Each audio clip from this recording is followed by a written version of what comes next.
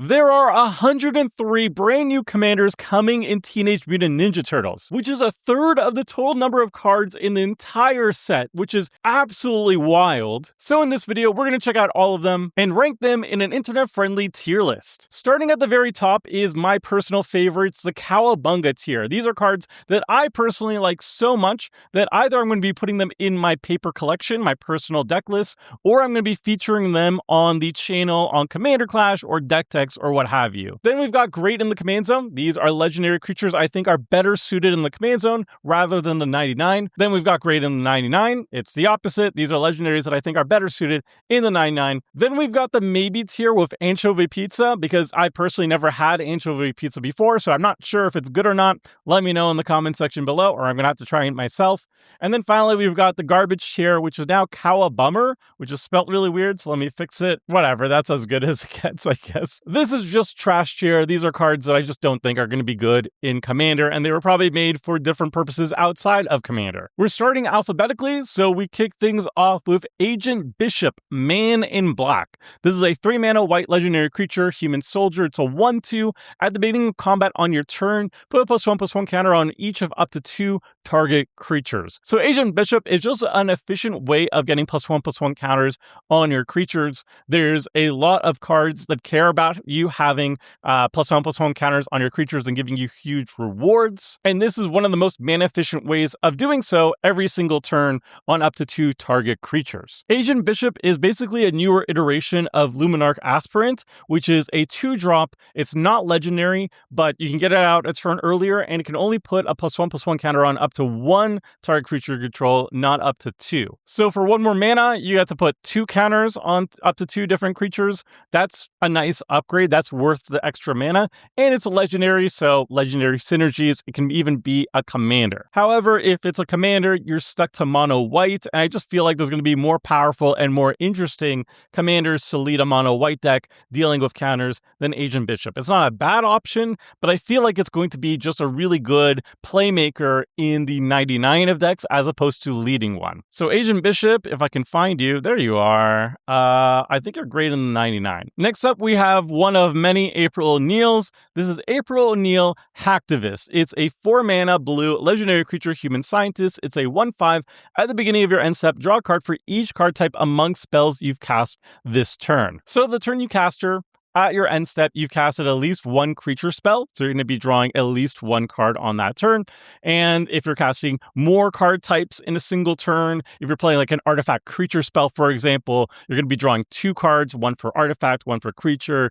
There's a lot of ways to game this to draw like multiple cards in a single turn rather easily. I feel like as long as you're drawing at least 1 card per turn, which is incredibly trivial to do. Even the first turn you cast her, if you like tap out to cast April O'Neil on turn 4 or whatever, you're drawing that first card immediately. And then as long as you're casting a spell on every following turn, you're drawing at least 1 card. I think that's already kind of worth it. But obviously, you can be drawing way more cards each turn if you have a lot of card spells that are multiple card types, or if you just have an even distribution of card types in your deck. I'm thinking like Atraxa Grand Unifier. So in terms of card draw spells, this is a very good one. If you are like Phil and believe this is a Phyrexian Arena, this is a very good Phyrexian Arena. It draws on your end step. You don't have to wait a full upkeep, a full extra turn to start drawing cards. That said, can you put this in the Command Zone or the 99? I feel like it could be a good commander, but it's going to be rather difficult to draw like more than 2 cards in a single turn, even building around her. I'm not sure how much support blue has for it. You could definitely, I think the first thing I would go for is probably going for like an artifact style deck, and then you run a bunch of artifact creatures, and then whenever you cast at least 1 artifact creature every single turn, you're drawing 2 cards per end step. That's relatively easy to do, but like blue artifacts, there's like a dozen better commanders out there than April O'Neil.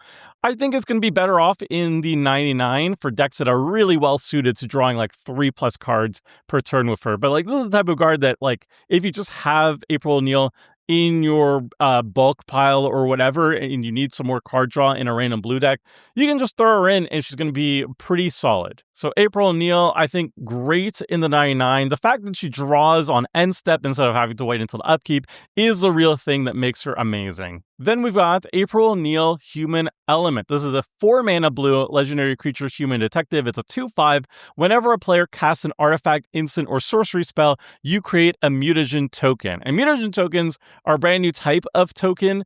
It's an artifact that says you can pay 1 mana, tap it, sacrifice this token, put a +1/+1 counter on target creature, activate only as a sorcery. 1 mana to sacrifice it isn't that much. It's less mana than a clue. But you know, the effect is also not super amazing or anything. It's just very, very good if you care about creating artifact tokens. Obviously, if you have artifact synergies, if you have token synergies, you just care about making tokens. And also, obviously, if you care about +1/+1 counters, that's when it's the best. April O'Neil is very interesting in that it says whenever a player cast an artifact, instant, or sorcery spell, not just you. So if it was just based on you, I feel like this card would still be pretty playable. 4 mana is kind of pushing it for a token generator that doesn't really do anything on its own. But what do you say whenever a player casts an artifact, instant, or sorcery spell? This becomes incredibly interesting. So obviously, if you're in a +1/+1 counter deck in blue, this card is going to be fantastic because it just rewards you with so many counters. It's kind of like a Forgotten Ancient with extra steps, but things get far more interesting if you just care about having a lot of artifact tokens on the battlefield. Like the more the merrier. This like really helps with your affinity for artifact counts. If you can start tapping them for mana with stuff like Urza, for example, or if you're in green, Jaheira. There's a lot of synergy potential when you're dealing with just a mass amount of artifact tokens. And I think that's where April O'Neil is going to be actually far more powerful in, not just using her straight up the fairway for putting counters on things by paying 1 mana. No. It's if you're caring about a critical mass of artifact tokens, April O'Neil triggering off every single player at the table, that's going to go wild. That said, is she better off in the command zone or in the 99? Honestly, I'm very interested in seeing her in the command zone. I wonder what busted things you can do with her in the command zone. Again, it's probably artifact stuff, because when we say busted stuff and artifacts, they kind of go hand in hand.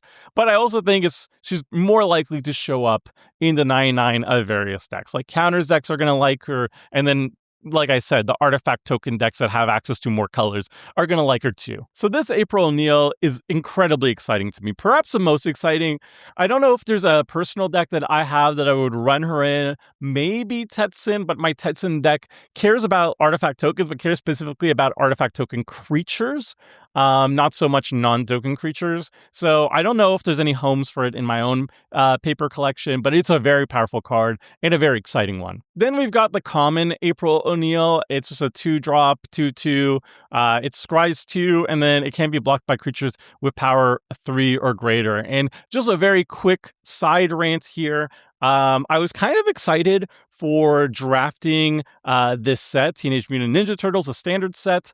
But then when I started seeing how many legendaries are in the main set, it really puts a damper on it. I played a little bit at a pre-release event, and I noticed I was up against like an aggro player for one of the matches. They were playing black-white aggro, and they had to they decided to sacrifice their current April O'Neil to cast another April O'Neil just for that scry ability, because they were kind of in desperation mode.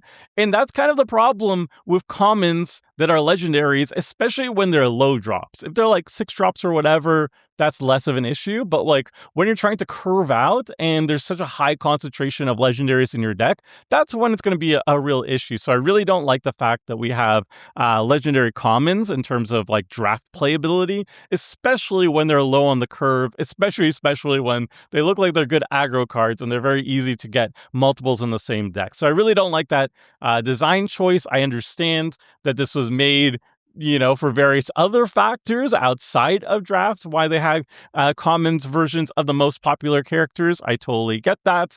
But as a person who enjoys draft, I'm not happy with this personal decision. And obviously, almost all of these common legendaries are not going to be good in Commander either. They're there for a different purpose, marketing purposes, making sure you open up a pack, and every single pack will have recognizable characters for people who remember 35-year-old franchise or something like that, but have vague memories about it.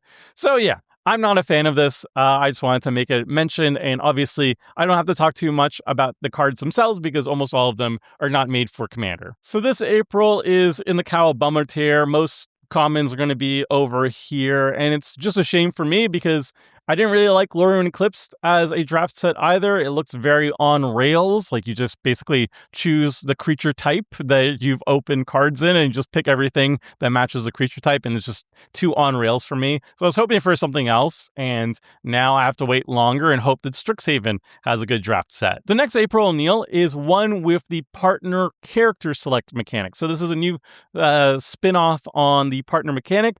You can partner with any other creature, legendary creature, that has partner character select. So instead of just like partner with anything, you can partner with a small card pool instead and mix and match however you choose. It's probably easier to just look at all of them over here. They came in the Commander Precon that comes with the set, and the main one is Leonardo the Balance. It's required to have Leonardo in the command zone because it's only 5-color one if you want to lead the precon, because it's a 5-color precon. So you need to have Leonardo, and then you can mix and match with any of the other partner character select creatures to go into the command zone leading the precon. And that works fine for the precon, but outside of the precon, if you want to build a deck and not necessarily be in 5 colors, you can mix and match April with literally any of the other partner character select options. So you can go like April O'Neil with Donatello if you wanted to and play mono blue partner character select. You can go with like Splinter, go Demir or whatever. So it's not just Leonardo plus anything else. That's only true if you want to run a 5-color deck. You can mix and match however you want. And April O'Neil kind of supports you on playing a lot of mutants, ninjas, and turtles. If you do that, you investigate, and that's not like a huge payoff because obviously you need to invest in cards and cast mana and spend mana in cards in order to investigate, but it's a nice passive clue token generator, and she's only a 2-drop. So the really big benefit with her in the command zone of any decks, any versions of this deck, is that you can always have her on turn 2. You never have to worry about that. Then maybe you play your other commander the following turn, and you immediately get to investigate. And then as long as you're focusing on mutants, ninjas, and or turtles, she's going to provide a lot of passive value. So this April is great in the command zone. I think she's less good in the 99 just because you really want to have her on turn 2 before you start casting your other creatures. And putting her in the command zone kind of guarantees that because you always get to play her on turn 2 before you start unloading everything. She's much worse in the 99 if you like draw her late or whatever. But in the command zone, very, very solid. So we've also got an uncommon April. This is April, Reporter of the Weird. It's a 3-mana blue legendary creature, human detective. It's a 2/2, and whenever it deals combat damage to a player, you draw that many cards, then discard a card. So we've seen a lot of variants of like a 3-mana blue 2/2 uncommon that when it deals combat damage, you draw a card. But this one is a significant upgrade to that because you draw that many cards. Just on the baseline, you're going to be drawing 2 cards and discarding 1 card, which is already quite good. That's like a mask of memory. But obviously, if you start increasing April's power, you increase the amount of damage she's doing, then you're going to be drawing way more cards than that. So that's actually kind of interesting. Obviously, it works really well with mutagens, increasing her power that way, +1/+1 counters. But any way you do it, it's kind of cool. I can kind of imagine like, I don't know. No, I can't really imagine anything. It's probably not good enough in Commander, but like also you like raised by giants or something, increasing your power to like base 10/10 immediately and swinging as the commander. But then you can't run her as the commander because then you would have access. You would need access to green, and she can't like choose a background or anything. It's probably not good enough, but it is interesting. So this April is an anchovy pizza tier. Like it could be good. I'm not quite sure. Next, we've got a chonky boy. This is Armagon Future Shark. It's an 8-mana black legendary creature shark horror mutant. It's a 9/6 with flash, and when it enters, destroy up to 3 target creatures. I love this card. I like big shark mutants. It looks cool. The ETB is legit. Flash is kind of funny because who has the mana to actually cast this? I guess if there was some way of like casting a free spell every single turn, is it like one with the multiverse or something like that can do it? Or is that only on your turn? I don't know. The main thing here, though, is that you're probably not actually spending mana to cast it if you're in black. You're much better off, much better off just reanimating this card. So it is a good reanimate target. ETB, kill 3 creatures and drop down a 9/6 is pretty good. Is it like one of the best things to reanimate in the format? Absolutely not, but it is going to be probably quite budget friendly, and I think it's cool. I think it's a neat card. So the big shark, I'm going to say great in the 99. Maybe I'm being a little bit generous for it, but it is just a solid reanimation target. You need to be in Reanimator.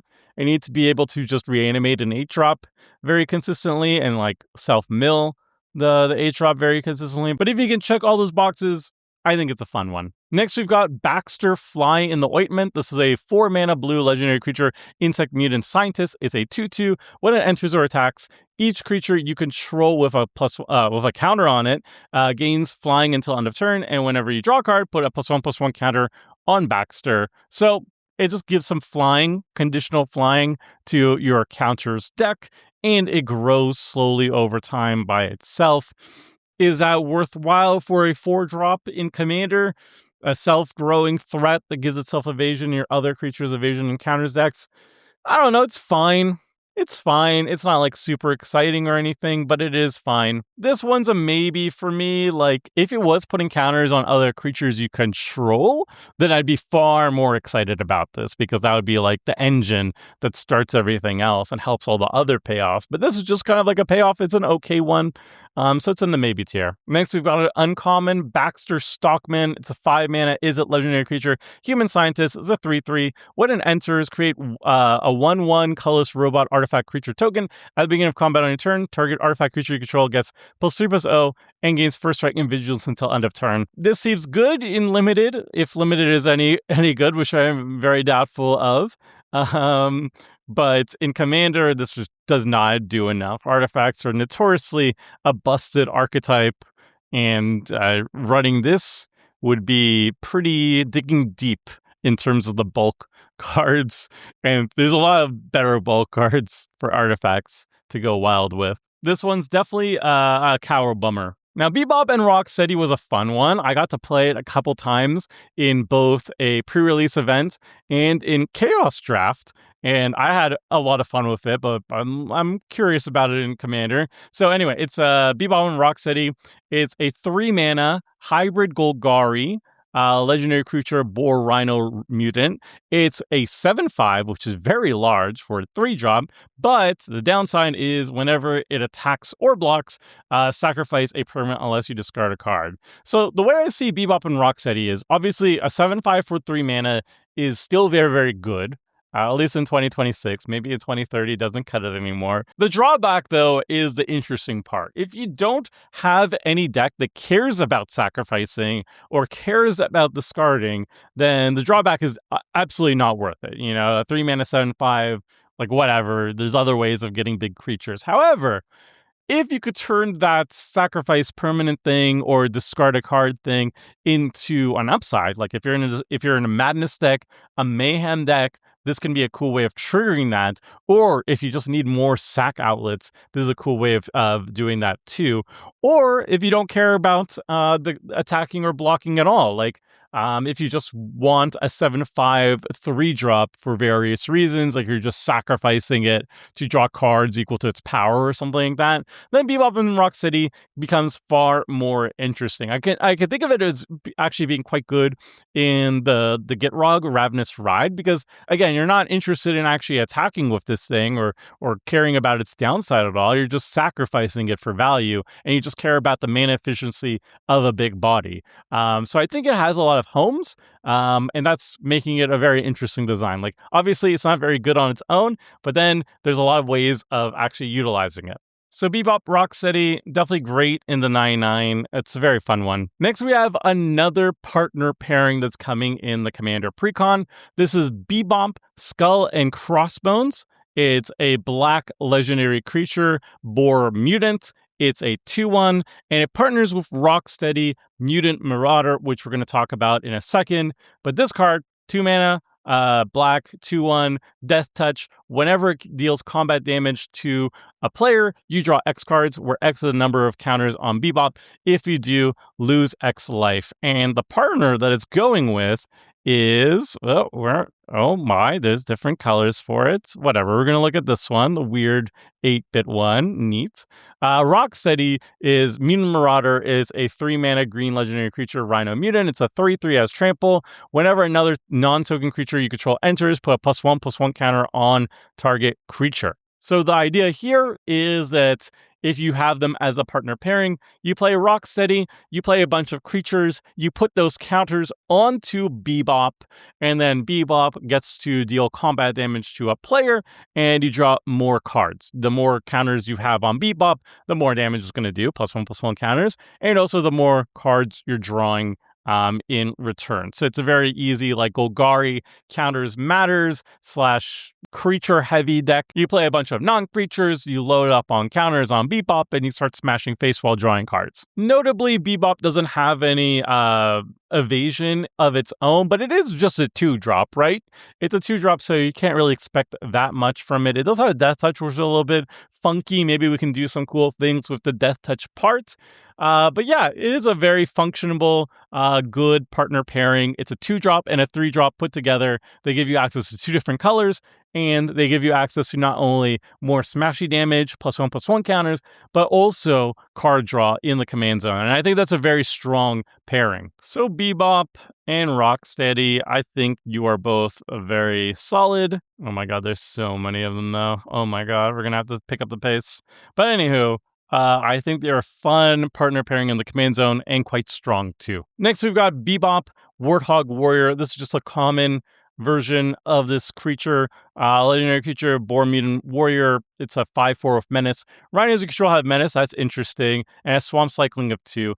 This is, I think, just a limited card, or I guess a limited card. I don't know. I really don't like legendaries in limited. It's a little bit better because it's a 5-drop, not a 2-drop.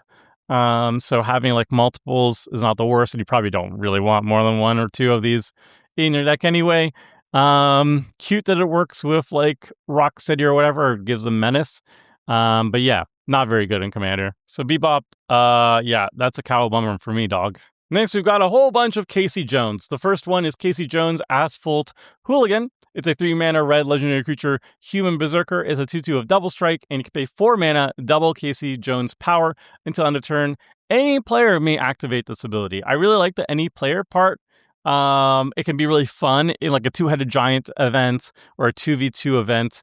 With Casey Jones, if like one person just has a lot of mana and nothing to cast, and you could get Casey Jones to go through unblocked or whatever, everybody can dump their mana into it. The whole team can dump their mana into it and do like a silly amounts of damage to start killing people. That's quite fun. In free-for-all environments too, though, you can maybe convince your opponents to join forces with you. I like the old join forces mechanic, really, and pump up Casey's power in order to kill a mutual threat, a mutual arch enemy. That said, like, he doesn't have evasion or anything. If he had like trample, that would be super sick. He doesn't have haste. He doesn't provide any other utility. It's just kind of cool as like a team up mechanic. But if the card is a card any good, probably not. Like, I think I would play this in like sealed 2v2 for sure. But the fact that he doesn't have any evasion, he doesn't have any haste, really puts a damper on his playability. So Casey Jones is going to be the first rare to go in the Cowl Bummer tier. Don't worry, Casey Jones fans, though. There's a lot more where he came from. We got Casey Jones, Back Alley Brute. This is a 4-mana red legendary creature, Human Berserker. It's a 4/2 of Menace. Whenever it attacks, put a +1/+1 counter on target attacking creature. Nice. And whenever you put 1 or more +1/+1 counters on a creature control, Casey Jones deals that much damage to target opponent. Now, if it was target opponent or creature, that would be huge. That would be like all will be 1 territory on a 4-drop. This one, it's just doing damage to opponents. Though, to be fair, this is not like once per turn or anything, and it's doing a minimum of 4 each time you're doing it. So that's a lot of damage. That's a lot of damage. And you know what? I like it. I like this in a +1/+1 counter deck. If you can constantly be putting +1/+1 counters on your creatures, triggering Casey Jones like crazy, people are going to die super fast. Like, the first thing that comes to mind is if you're in Gruul, you can run Forgotten Ancient. You put Forgotten Ancient on the battlefield, Casey Jones on the battlefield, and whenever anybody's casting anything, you got counters. Same thing with like Mana Gorge or Hydra. I guess also like in red itself, Tori and Mauler, I think it only triggers on your opponents, but like same idea. You'll be triggering like crazy, and then Casey Jones does a whole bunch of damage. And then if you give it like lifelink or something like that, you're gaining a whole bunch of life too. I like this card. I like this card. It does just a lot of damage. Lots of damage in the right setup. So I like it. It's cool. You know what? I'm going to do it. I'm just going to put it in the Cowabunga tier. I'm excited about this card. It just does so much damage. And I just like that. As I'm getting old, mid-30s, I just don't have time for long games of Magic anymore. And something that just kills my opponents, burns them out really quick while they're trying to dirtle away for 4 hours. That gets a lot of respect from me. This one does it very well. It doesn't have to draw cards. Doesn't have to ramp. All it does is burns. And also, it's some hockey representation. And as a fellow Canuck, as a Canuck, I respect that a lot. We need a little bit more Canadian representation up here in Magic. Hopefully we can visit Toronto in a new Universes Beyond set, and maybe we can see some of the Maple Leafs show up on some new secret lair or something like that. But until then, we got Casey Jones. All right, next we got an uncommon Casey Jones Jury Rig Justikar. I don't know how to say that word. It's a 2-drop. It's a 2/1 haste, and it's kind of interesting in that you get to look at the top 4, reveal an artifact from among them, and put into your hand. So this is like a Cane Trippy 2/1 aggressive red card, which is just kind of neat. You have to have a critical mass of artifacts, and no, it's not very good in Commander, but like this seems. I wish limited is fun. I hope limited is fun because I would love to play like blue-red artifacts and run Casey Jones, and that would be super cool. But yeah, this is not good in Commander. All right, another Casey Jones in the Cowabunga tier. But don't worry, we got one more Casey Jones. It's Vigilante. It's a 3-mana red legendary creature, Human Berserker. It's a 4/3, and whenever it enters, draw 3 cards. At the beginning of your next upkeep, discard 3 cards at random. So there's 3 mana, draw 3. That's lovely. Obviously, discarding 3 cards at the end, not so lovely. So this is great for like a Hellbent style deck, maybe a Madness deck, but even Madness decks don't really like discarding at random. Yeah, it's going to be tough to find a home for this. It's not bad. If you are in a deck that like cares about just like emptying your hand every single turn, then this is just a draw 3. 4/3, which is just good in mono red.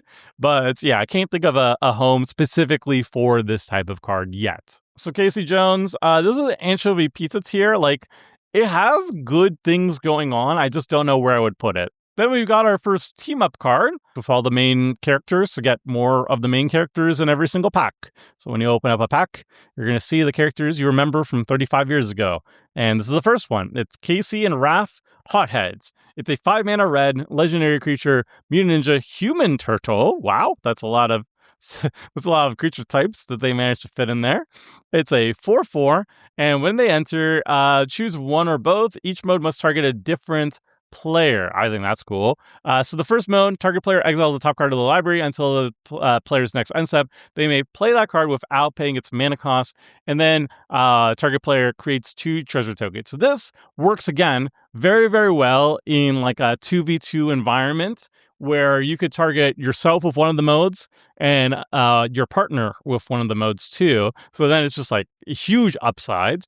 But in 4-player free-for-all, you can use it more as like a political tool. You find an alliance, maybe you give somebody some treasure tokens to help them cast a board wipe that you really need, something like that. So you could always use it politically. That said, it's 5 mana. It's a 5-drop. And both modes are not like super crazy good or anything. If this is like when it enters and attacks, then I would be like, okay, I can see it being worth the 5 mana, but just like straight up 5 mana for like 1 impulse draw plus and 2 treasure tokens, and you can't even target yourself with both of them. I'm skeptical. So Casey and Raph hotheads, it's anchovy pizza. Like, it could be okay in some situation, but I'm just not seeing it. We also got another 2 characters in one, but it's not this cycle of like choosing 2 different players. This is just straight up Dark Leo and Shredder. This is a white-black legendary creature, mutant ninja turtle human. It's a 1/3 with Sneak. Sneak is a new mechanic in Teenage Mutant Ninja Turtles. It's basically ninjutsu, but not really. Like, you can only cast it when it's the blocker step. You can't do it like after damage or whatever. And you're actually casting the spell. You're not just like putting the spell in, and you can apply sneak to any non-land type, I think. Any non-land type, because you're casting a spell, so it could be like an instant or sorcerer or whatever. I mean, it's not just like attached to ninjas. Yeah, I like Sneak a lot. But anyway, the card itself is Sneak, white and a black, so you return an unblocked creature back to your hand, and you pay the Sneak cost, and then you could cast this spell. So attacking ninjas you control have Death Touch, and whenever it deals combat damage to a player, create a 1/1 black ninja creature token. Then if you control 5 or more ninjas, that player loses half their life rounded up. So this is a kind of neat payoff for a ninja deck. It's not strong enough in the command zone to justify going white-black ninjas and just losing blue. But if you are an Esper Ninjas being led by Splinter, this is a great option in the 99. White gives ninjas, at least from this set, white gives ninjas the access to go wide because it just provides a lot of new ways of creating ninja creature tokens. So it's not very difficult, not impossible, to control 5 or more ninjas, sneak in Dark Leo and Shredder, and just remove half somebody's life total. And also, when your opponents are just like chump blocking these 1/1s or whatever, suddenly they have Death Touch and they start trading, which is very exciting. It's a really fun card in the 99, not very useful in the command zone compared to some other options we have, which is, I guess, just Splinter at this point. So Dark Leo and Shredder, great in the 99. Next, we've got the first of many Donatello. This is Donatello Gadget Master. It's a 3-mana blue legendary creature, Mutant Ninja Turtle. It's a 3/2. It's got Sneak of 2. And now I get to just read the reminder text because I botched it probably off my half-remembered memories of it. You may cast a spell for 2 mana if you also return an unblocked attacker you control to hand during the declare blocker step. He enters tapped and attacking. I probably should have mentioned that with the Dark Leo one, but yeah, they're entering tapped and attacking, similar to ninjutsu, but you can like you cast the spell and stuff. It can be countered. Anyway, whenever Donatello deals combat damage to a player, create a token that's a copy of target artifact you control.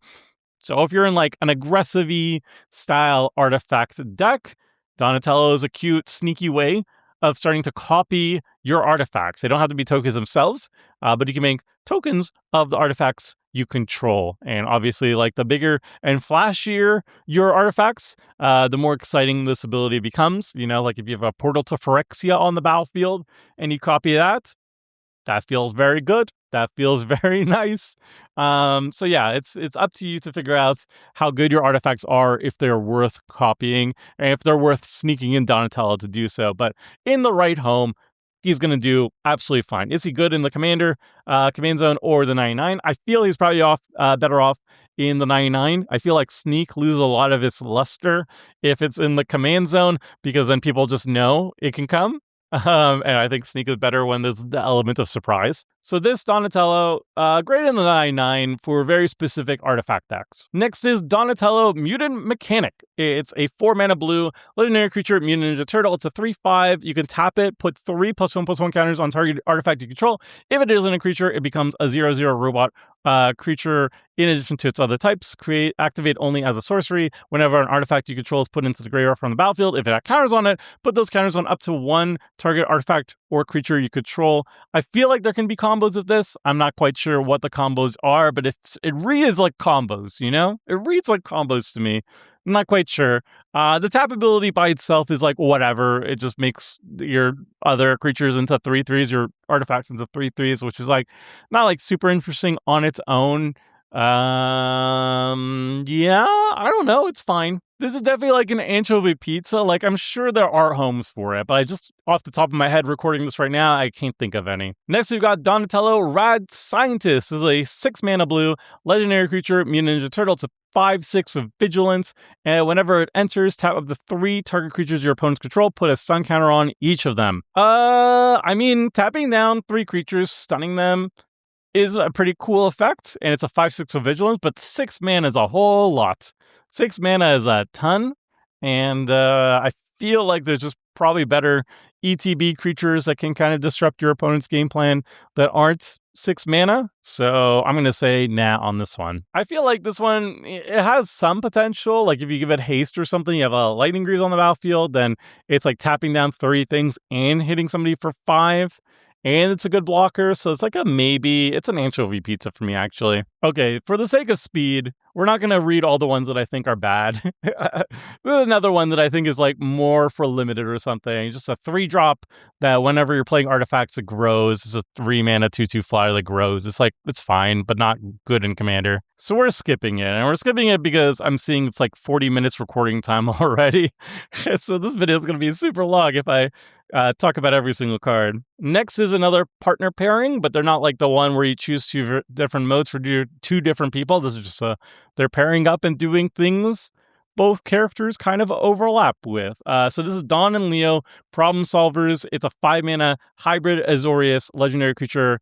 It's a 4/6 with vigilance. At the beginning of your end step, exile up to 1 target artifact you control and up to 1 target creature you control, then return them to the battlefield under their owner's control. So this is basically an upgraded, what's it called? An upgraded Conjurer's Closet. It's an upgraded Conjurer's Closet.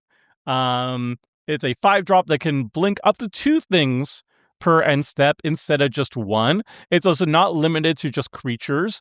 You could do an artifact and a creature. So if you have artifacts and creatures, this is quite good. If you have a bunch of artifact creatures, this is probably the easiest way of making sure you're always going to have 2 things to blink. And if you're in a blink deck with a lot of ETBs, this is just very good. It's just very good.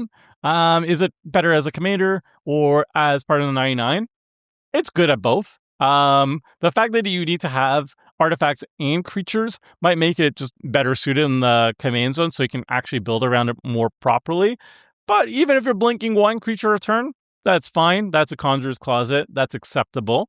So yeah, it's a good one. So Dawn and Leo Problem Solvers, it's either great in the 99 or great in the command zone. It's great either place. I'll just put it in the command zone for now. Okay, we're back to the team-up cycle where you choose 2 different people. This is Donnie and April, a Dorkable Duo. It's a 5-mana blue 3/3 legendary creature that says when it enters, choose 1 or both. Each mode must target a different player. The first mode, target player draws 2 cards, and the second mode is target player returns an artifact, instant, or sorcery card from the graveyard to their hand. It's kind of like a little bit of a Skullwinder. Skullwinder where instead of one person drawing a card or recurring a card and another person recurring a card, it's one person draws 2 and another person recurs a card. This one, I feel like the most common use of it in free-for-all is like you draw 2 cards and then you say, hey, I'll give you back a sorcery like the board wipe if you wipe the board for us.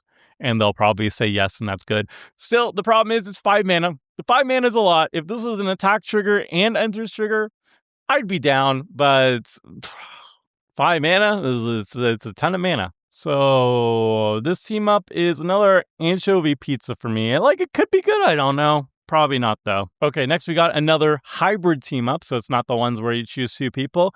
Dawn and Wrath Hard Science. It's 3 mana hybrid. Is it? And another Ninja Turtle. It's a 2/4 menace. And whenever they attack, the next non-creature spell you cast this turn has affinity for artifacts. So yeah, it's supporting artifacts. Is it artifacts? Busted artifacts. You attack and you can cast big spells for very, very cheap. It doesn't have very good evasion. It does have evasion with menace. It doesn't have haste.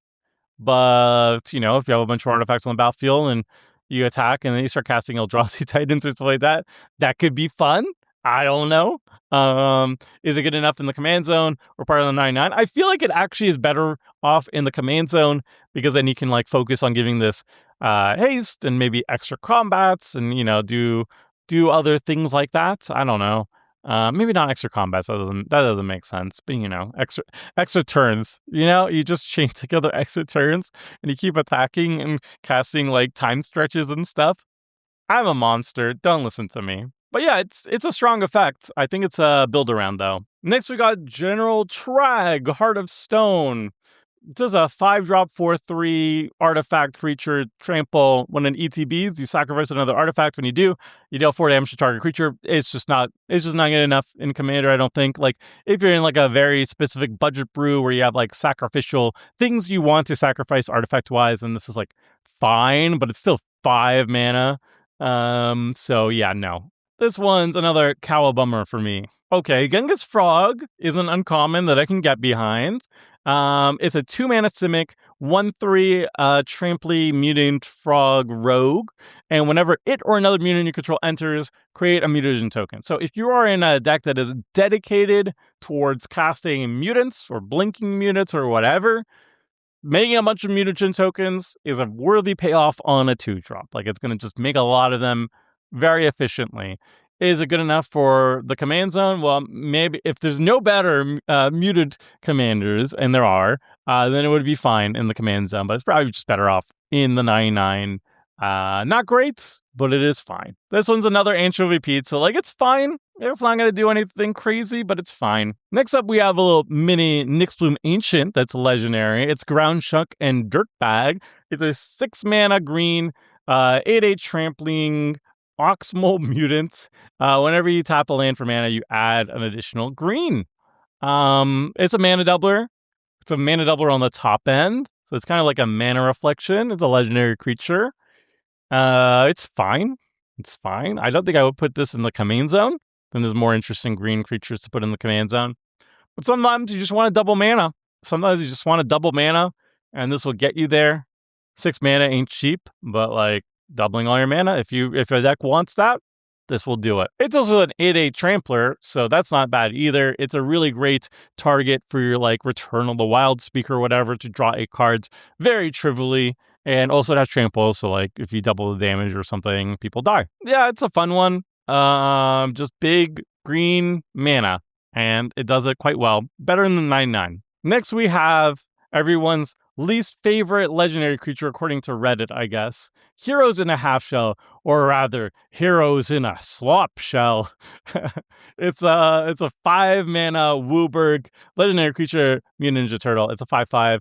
Vigilance, Menace, Trample, Haste. Whenever one or more mutants, ninjas, and or turtles you control deal combat damage to a player, put a +1/+1 counter on each of those creatures and draw a card. All it does is it supports your mutants, ninjas, and or turtles, the main creatures of the set, and it supports them by putting +1/+1 counters, which is one of the main themes of the set, and draws cards, which everybody needs to do is draw cards. And it doesn't really need you to cast anything because it comes in as a 5/5 with a whole bunch of keywords, including haste, and it will trigger its own ability to grow and draw you cards. Is it boring? Yes, it's quite boring.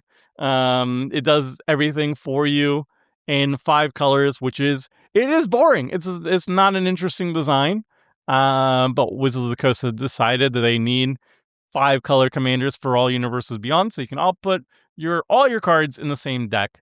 And this one does it, and the power ceiling is not very high, but the power floor is very high because you don't really need to cast anything else. You just need to cast this, and it will do some work for you. Not like amazing stuff, not broken, but it will do work for you. What's more to say? It's fine as a commander. It's fine in the 99. Who cares? To be clear, I don't call this slop, by the way. I feel like slop is just a shorthand for thing I don't like, and it lost all nuance and meaning from when people were using it to describe like AI generated things. And now it's just like thing I don't like. There's no slop involved in this. I don't know. But yeah, I'm going to say it's probably not great in the command zone. It's like probably better in the 99 of the decks that care about those creature types, basically. Next, we got Irma Part-Time Mutant. This is a 3-mana blue legendary creature, human mutant shapeshifter. It's a 1/1. At the beginning of combat on your turn, Irma becomes a copy of up to one other target creature you control, except her name is Irma, and she has this ability, then put +1/+1 counter on her. This might be the cheapest legendary clone effect we've ever seen printed. Like, I know Sakashima's and whatnot are at 4 mana. I can't think of any off the top of my head that are 3. Like, Gogo's also 4 mana, I believe. So legendary clones, I feel like, are usually 4, and this is the first time we're seeing it at 3, which is quite notable. Like, personally speaking, I would like to put this in my Furkrag deck. My Furkrag commander is just really, really strong, and I want to double up on its triggered abilities, and Irma is a great way of doing so. And Furkrag also has haste, so it gives Irma haste when she turns into Furkrag, and that seems quite good. And obviously Furkrag's legendary, so I want something that that bypasses the legendary rule. So this works out great. It's quite notable for what it's doing. Is it a commander though? Probably not. It's probably best in the 99 of decks that have very powerful commanders that you do want to clone, and this is one of the most efficient ways of cloning them. It doesn't take advantage of ETB effects. It's on the battlefield. It only transforms during combat, which is notable. So if you want to copy ETBs, it's not going to do that. But if you want to copy attack triggers or just passive effects and stuff like that, it's going to do that for you. So Irma's very exciting. Legendary clone for 3 mana. It has its own restrictions, but it is quite notable. Next, we have Jenica, a common Jenica. I think it's aimed at just limited only, just for a little bit of mana fixing with the plane cycling, but it's not worthwhile in Commander. So Jenica, Cowl Bummer. Next, we've got Karai, Future of the Foot. This is a 3 mana Orzhov legendary creature human ninja. It's a 3/3 with Sneak of 4 mana, 2 white, black, and when it deals combat damage to a player, return target creature card from your graveyard to your hand. If her Sneak cost was paid this turn, instead return that card to the battlefield. So it's a reanimation on a Sneak, no restriction on mana value or anything like that. You just sneak her for 4, and you get to reanimate anything from the graveyard directly onto the battlefield. That's exciting. I don't know what specific decks, specific homes she wants to be in, but I feel like she's solid in the 99 in like some sort of Orzhov-y, attacky deck. It doesn't even need to be a graveyard deck. It's just like any Orzhov-y attacky deck that you want some cool synergistic type of recursion, reanimation. Karai is going to do that for you, and I think that's neat. I like it. So Karai, I think, is going to be excellent in the 99 of some decks. I just can't think of the name for them yet. Next, we've got Kitsune, Dragon's Daughter. It's a 6 mana blue legendary creature, Fox Warlock Avatar. It's a 6/6 vigilance. Whenever it enters or deals combat damage to a player, you may exchange control of 2 target creatures controlled by different players. So exchanging control of 2 different creatures, they could cost as little as 2 mana with like a Gilded Drake type effect, but more modern design wise, it goes a little bit higher if there's no restrictions on how you swap them, which could be like, I don't know, like 4 mana, 3 mana, something like that. 6 mana is a lot, but this is an ETB and a combat damage trigger, so works really well with Blink. If you give her haste, or evasion, you can start using her ability more than once. I'm kind of excited for this in Zedru, but just 6 mana is a whole lot. 6 mana is a whole lot. I do appreciate that it's also a 6 mana 6/6 with vigilance, but just committing 6 mana for a swap is a bunch. I do like that it's also an ETB, so I don't know, maybe this is like a maybe pile for my Zedru deck. I'm not denying it's a bad card or anything, but I don't know. It's just a lot of mana. So Kitsune, I'm going to give her respect and say she's good in the 99 of basically a Zedru deck and maybe anything else that wants to swap around. I might add her to my own Zedru list, but I'm not quite sure yet. Next up, we have Koya, Death from Above. It's a 3 mana white legendary creature, Mutant Bird. It's a 2/1, and when it enters, you exile up to 1 target creature, and at the beginning of your end step, if you pay 5 mana, it never comes back, which is funny. But if you do not pay that mana, then you just blink it. So it's a 3 mana blink. Sometimes, if you have an extra 4 mana laying around, it's a permanent removal spell. I don't know if it's good or not. Is it good? I feel like it actually is kind of playable, but you do have to be in Orzhov colors, which makes it a little bit harder to play around. Definitely not worth it as a commander. Maybe in the 99 of a blink deck. I don't know. We'll put Koja in the anchovy pizza tier. Krang Mastermind is a one I like quite a bit. This is an 8 mana blue legendary creature, Utrum Warrior. It has affinity for artifacts though, and it's a 1/4, but when it enters, if you have fewer than 4 cards in hand, you draw cards equal to the difference, and Krang gets +1/+0 for each artifact you control. So, if you're empty-handed in an artifact deck, you can cast this for as low as just 2 mana. It will enter and it will draw you up to 4 cards. If you're fully empty-handed, it's 4 cards. And Krang's power is going to be really, really big in an artifact deck, because if you have a bunch of artifacts, he gets big. I actually like this as a commander for like a budget commander deck. Like I made a lot of mono blue artifact decks at this point. I made Lady Octopus and Curie for the previous budget video that I just put up this week. But this is another one. It's really well. You just my idea on this one is you just run a mono blue deck that is just all mana rocks. Just like all mana rocks, and maybe a little bit of protection spells and some other utility spells, but like 80% mana rocks. Just you play mana rocks, mana rocks, mana rocks. You go empty-handed as quickly as possible. You play Krang for 2 mana. You immediately refill. You dump out your hand again. Maybe blink Krang. Maybe run some blink spells. And then give Krang evasion. And he starts just like 2-shotting, 1-shotting your opponents. Like that's the idea. And maybe some mana value matters stuff too. There's some stuff that's like draw cards equal to the highest mana value of creatures you have on the battlefield and stuff like that. Some silly things. There's something with crabs. Seth mentioned something about crabs. And I love crabs. So yeah, I think this deck is this commander is actually exciting. In the 99, I don't usually have artifact decks that go empty-handed usually. If I'm empty-handed in an artifact deck, something has gone horribly wrong. So this becomes a lot less exciting there. But in the command zone, I think this one's actually a sweet budget brew. So Krang, he's a funny little guy. I'm going to put him great in the command zone. Next, we got another hybrid team-up card. This is Krang and Shredder. It's a 6-mana Dimir hybrid legendary creature, Utrum Human Ninja. It's a 6/7. When they enter or attack, each opponent exiles the top cards from the top of the library until they exile a non-land card, and then disappear. It's a new mechanic, kind of. It's kind of like a revolt. At the beginning of your end step, if a permanent left the battlefield under your control this turn, you may cast a card exiled with Krang and Shredder without paying its mana cost. So it's kind of like the mere Italy at home, right? Enters or attacks, everybody gets to you get to yoink a non-land card from everybody. So that's kind of Italy-esque. And then at end step, you get to cast one of them. So without paying its mana cost. It's not as strong as Italy, thank God, but it has Italy vibes to it. And it's Dimir, and I like Dimir more than I like Gruul. So hooray. Yeah, I think this one's a fun one. It's obviously a lot of mana, but just like Italy, I think the idea here is that you run a whole bunch of ramp cards, put this in the command zone, run a whole bunch of ramp cards, ramp out Krang and Shredder, and then like trigger disappear, and maybe, you could blink it and stuff if you want to like mill people out, I guess. But yeah, I think it's a little bit of a fun one. It's not as good as an Italy. It doesn't hit yourself too, by the way. It only hits your opponents. But I don't know. I think this one's neat. You can also put it in just on a 9/9 of a random Dimir deck, and the value's okay-ish there too. So Krang and Shredder. I would say great in the command zone. It's not great. I just think it's fun. I'll put it at the end of great in the command zone. How about that? The next Krang is Krang, the All-Powerful. It's a 5-mana blue legendary creature, Utrum Robot. It's a 3/3.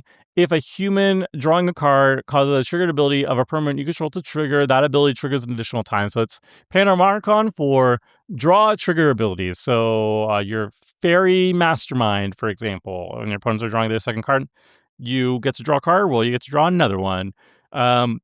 So that kind of stuff. And then whenever a player draws their second card each turn, you put a +1/+1 counter on Krang. But just kidding, it triggers off its own thing. So you're going to put 2 counters on your stuff. Very clever, Krang. Is this a commander? Is this part of the 99? I don't know. I feel like this is pretty narrow in what it's being used for. So probably makes sense to have it in the command zone. So you can run a critical mass of cards that care about being doubled with Krang. And 99 would be harder to do so, I imagine. But yeah, I think it's neat. There might be some commanders where you want to put this in the 99. It's like Talion or something. There's like a Demir CDH level commander that maybe works with this. I don't know. No, if a player drawing a card causes no, I take it back. I don't know. I think you just put this in the command zone and hope for the best. So Krang, all powerful. I'm just gonna put it at the end of greater than command zone. I'm not quite sure. It might be an anchovy pizza. Who knows? Here's a fun Timmy one, though. This is Krang Utrum Warrior. It's a 9-mana, colorless, 9/9 legendary artifact creature from robot. It's a flying, trample, indestructible haste. And oh, by the way, other artifact creatures you control have flying, trample, indestructible, and haste. So this is just basically, what's it called? A Chroma's Memorial? It's basically 2026 Chroma's Memorial for your artifact creatures, because not only do your artifact creatures get a whole bunch of powerful keywords, well, it's also coming with a 9/9 with all those powerful keywords that can also swing in for damage immediately. So this is an amazing top end in an artifact creature deck. It's better to just be cheated out, obviously reanimated or cheated from hand, rather than being paid 9 mana to do so. But like in an artifact deck, 9 mana is not a big deal anyway. And if you're in like red or something, you can like Goblin Welder it onto the battlefield. Who cares? So yeah, this is a fun one. This is just a top end. It's going to kill people. It's going to kill people, and I really appreciate that. This one, my friends, is going into the Tetsun deck. It's an artifact creature deck, and the keywords are very, very nice. Indestructible is very nice. Haste is very nice. Just all the keywords are very nice. I like it, and there's dozens of ways of just reanimating. I don't expect to ever actually hard cast this card, so it's going to be fantastic. So it's in Cowabunga tier. Here is a simple one. Leatherhead Iron Gator, 7 mana green, 5/5 trample haste, Crocodile Mutant Rogue.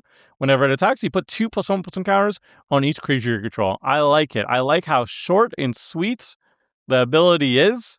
Got flavor text on it and everything. The art is fun. A+ design. If you care about putting counters on all your creatures, this is a great top end for it. I used to have a Hamza deck that I gifted away for charity. This is the perfect Hamza card to end things. You just put counters on your stuff. You swing in, and since it is tramply and hasty, it puts a counter on itself too, and it swings in as a 7/7 tramply haste for 7 mana. Great. What can you say bad about this? I think it's better in the 99 than the command zone because it is a 7-drop. And you probably want access to more colors, but it does its job really well, and I like it. To the top of greater than 99 with you, just very simple and effective. Leatherhead Swamp Stalker is a 4-mana green Crocodile Mutant Rogue. It's a 5/4 of trample. It enters with a hexproof counter, which is nice, and it deals combat damage to a player. You may remove a counter from her. If you do, destroy target artifact or enchantment that player controls. This card is great in a counters deck. If you can put counters on her every single time she's swinging in, and she swings in as a 5/4 trampler for 4 mana, which is not nothing, you can start blowing up artifacts and enchantments. That seems good. And if there's any way of like proliferating / moving around those hexproof counters, things get even more fun. So I like it. It's very solid in the 99 of like counters decks. So Leatherhead Swamp Stalker, great in the 99. We got another common legendary, Leonardo Big Brother. It's just not very good, so we can skip it quickly. Leonardo Cowabummer. This one's a bit better though. This is Leonardo Cutting Edge. It's a 2-mana white 1/1 with lifelink. It got sneak 1 white mana, and whenever you gain life, you put +1/+1 counter on Leonardo. So it's just like power crept Ajani's Pridemate, right? It's an Ajani's Pridemate that has lifelink and has sneak. So if you care about Ajani's Pridemates in your life gain deck, this one's just a better one. It also gains you life with the lifelink. So I feel like this is just like a nice, straightforward inclusion in a life gain style deck. Not as a commander, because it doesn't really do enough. But in the 99, yeah, heck yeah. Yeah, simple, straightforward inclusion for a life gain deck. This is a really cool anthem. This is Leonardo Leader in blue. It's just 1 white mana. It's a 2/1. Doesn't really do anything when it's on the battlefield by itself, but if you sneak it out for 5 mana, if a sneak cost was paid, creatures you control get +2/+0 until end of turn. So he's swinging as a 4/1, and he's pumping up your team. I like how this card is designed. Is it good for Commander though? Probably not. It's probably not. It's a little bit too cute for Commander, I would say. But I just like the design. I think it's cool. And that's why I wanted to highlight it before putting it in Cowabunga tier. I respect the design, my friends. Don't worry, there's so many more Leonardos. So Leonardo, Sword Samurai, is a 4-mana white legendary creature. It's a 3/3. It has double strike. It has sneak of 4 mana, 2 and double white. During your turn, you may cast creature spells with power or toughness 1 or less from your graveyard. Woo! If you cast a spell this way, that creature enters with a finality counter on it. So it's not doing anything fancy with sneak. That's just another way of getting it out. You're not saving any mana, but like surprise dealing 6 damage is quite fun. And then it's like small creatures matters, and that's good. And there's no cap on the number of creatures you can cast with its ability. It's not once per turn. They just enter a finality counter. So it's kind of like chill Lurrus almost in turtle form. I respect it. I think this one's cool. I can definitely see like building a mono white deck that is built entirely upon like 1 power / toughness creatures, and then using this as a recursion spell in the mid to late game, maybe going aristocrats, maybe finding ways of removing those finality counters too to keep reusing them. You could potentially put it in the 99 of decks too that just happen to run a ton of very small creatures and be a little bit hard to find. Probably a better home for it too. But yeah, it's just an interesting design. I like this one. Yeah, I don't know. The more I think about it, it's probably better in the 99 because you need to have creatures in the graveyard before you're starting to consider casting this. So it's more of like a mid to late game card. So I don't typically want to put that in the coming in zone. But I like the design. I like the design a lot. It's really neat. So then we got Leonardo the Balance. This is one of the partner character select commanders, and it's the only one that gives you access to all 5 colors. So it has to be the leader of the precon if you want to run a partner pairing. And you can go by itself if you really wanted to, but you can always come with any sort of partner you want. So anyway, it's a 4 mana white 3/3. Whenever a token you control enters, you may put a +1/+1 counter on each creature you control. Do this only once each turn, and you can pay Wooburg, and all your creatures get Menace, Trample, and Lifelink until end of the turn. Card is good. It rewards you for making tokens by putting +1/+1 counters on everything. It's once per turn, but you can also trigger this on your opponent's turn to start, getting more triggers out of this per turn cycle. It's already a pretty good effect. The Wurburg ability is very nice. It's a really good finisher once you've pumped up your team enough. Like the +1/+1 counters means, the trampling and the lifelinking and the menacing all get much, much stronger. But yeah, the primary purpose there is that you get access to all 5 colors because of the color identity rule in Commander. I think this card's really good. If you care about tokens and you care about +1/+1 counters, you don't even have to care about +1/+1 counters. If you can make tokens on your turn every single turn, this is already a good effect. And then if you can start making it on everybody's turn, this becomes a wildly good effect. So it's a really strong card. One of the strongest partners with character select that we've seen. Probably the strongest one. And yeah, what else to say? It's 5 colors, so you don't even miss out on colors. You just get everything. I believe the Reddits would call it slop, and I don't like the term, but I do agree that it is a boring design. I mean, even if I think it's boring, it's obviously a very strong commander, if not the strongest ones we've been seeing so far, I think. But yeah, I don't like it. Then we got Leonardo Worldly Warrior. It's just an 8 mana white legendary creature, Mutant Ninja Turtle. It's a 5/5, but it costs 1 less to cast for each creature you control. So it has affinity for creatures, and it's a 5/5 double striker. So it can cost as little as 1 white mana for a 5/5 double striker. This one, not very interesting in terms of like a payoff for having a lot of creatures. Because it doesn't like pump up your team. If you just pumped up your team, then, if you have 7+ creatures already on the battlefield that you can cast it for 1 white mana, then just pump up your team and win them that way instead of just casting a 5/5 double striker that doesn't have haste or anything or evasion. Not a really good payoff in its own, but I guess there could be a situation where like high mana value matters, and then this could be somewhat useful, but like, I don't know. I feel like if you have 7+ creatures on the battlefield, just play an Anthem and win the game instead of worrying about a 5/5 double striker, I don't know. So this one's an anchovy pizza. Like, it could have uses, but I can't think of them. Then we got Lita, Little Orphan Amphibian. It's a 2 mana white, 2/1 Mutant Ninja Turtle.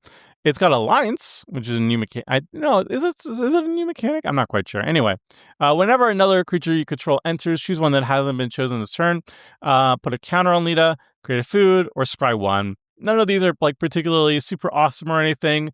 But like if you're in a food deck and you can cast creatures or make creatures on your opponent's turns and you can get a lot of foods out, I guess. I don't know. This one, I'm just going to put in the Cow Bummer tier and not think about it too much. Next, we got Lord Dreg, Insect Invader. It's a 4-mana black legendary creature insect warrior. It's a 3/2 of flying, and it has Disappear. At the beginning of your end step, if a permanent left the battlefield under your control this turn, you create a 1/1 insect warrior creature token with flying.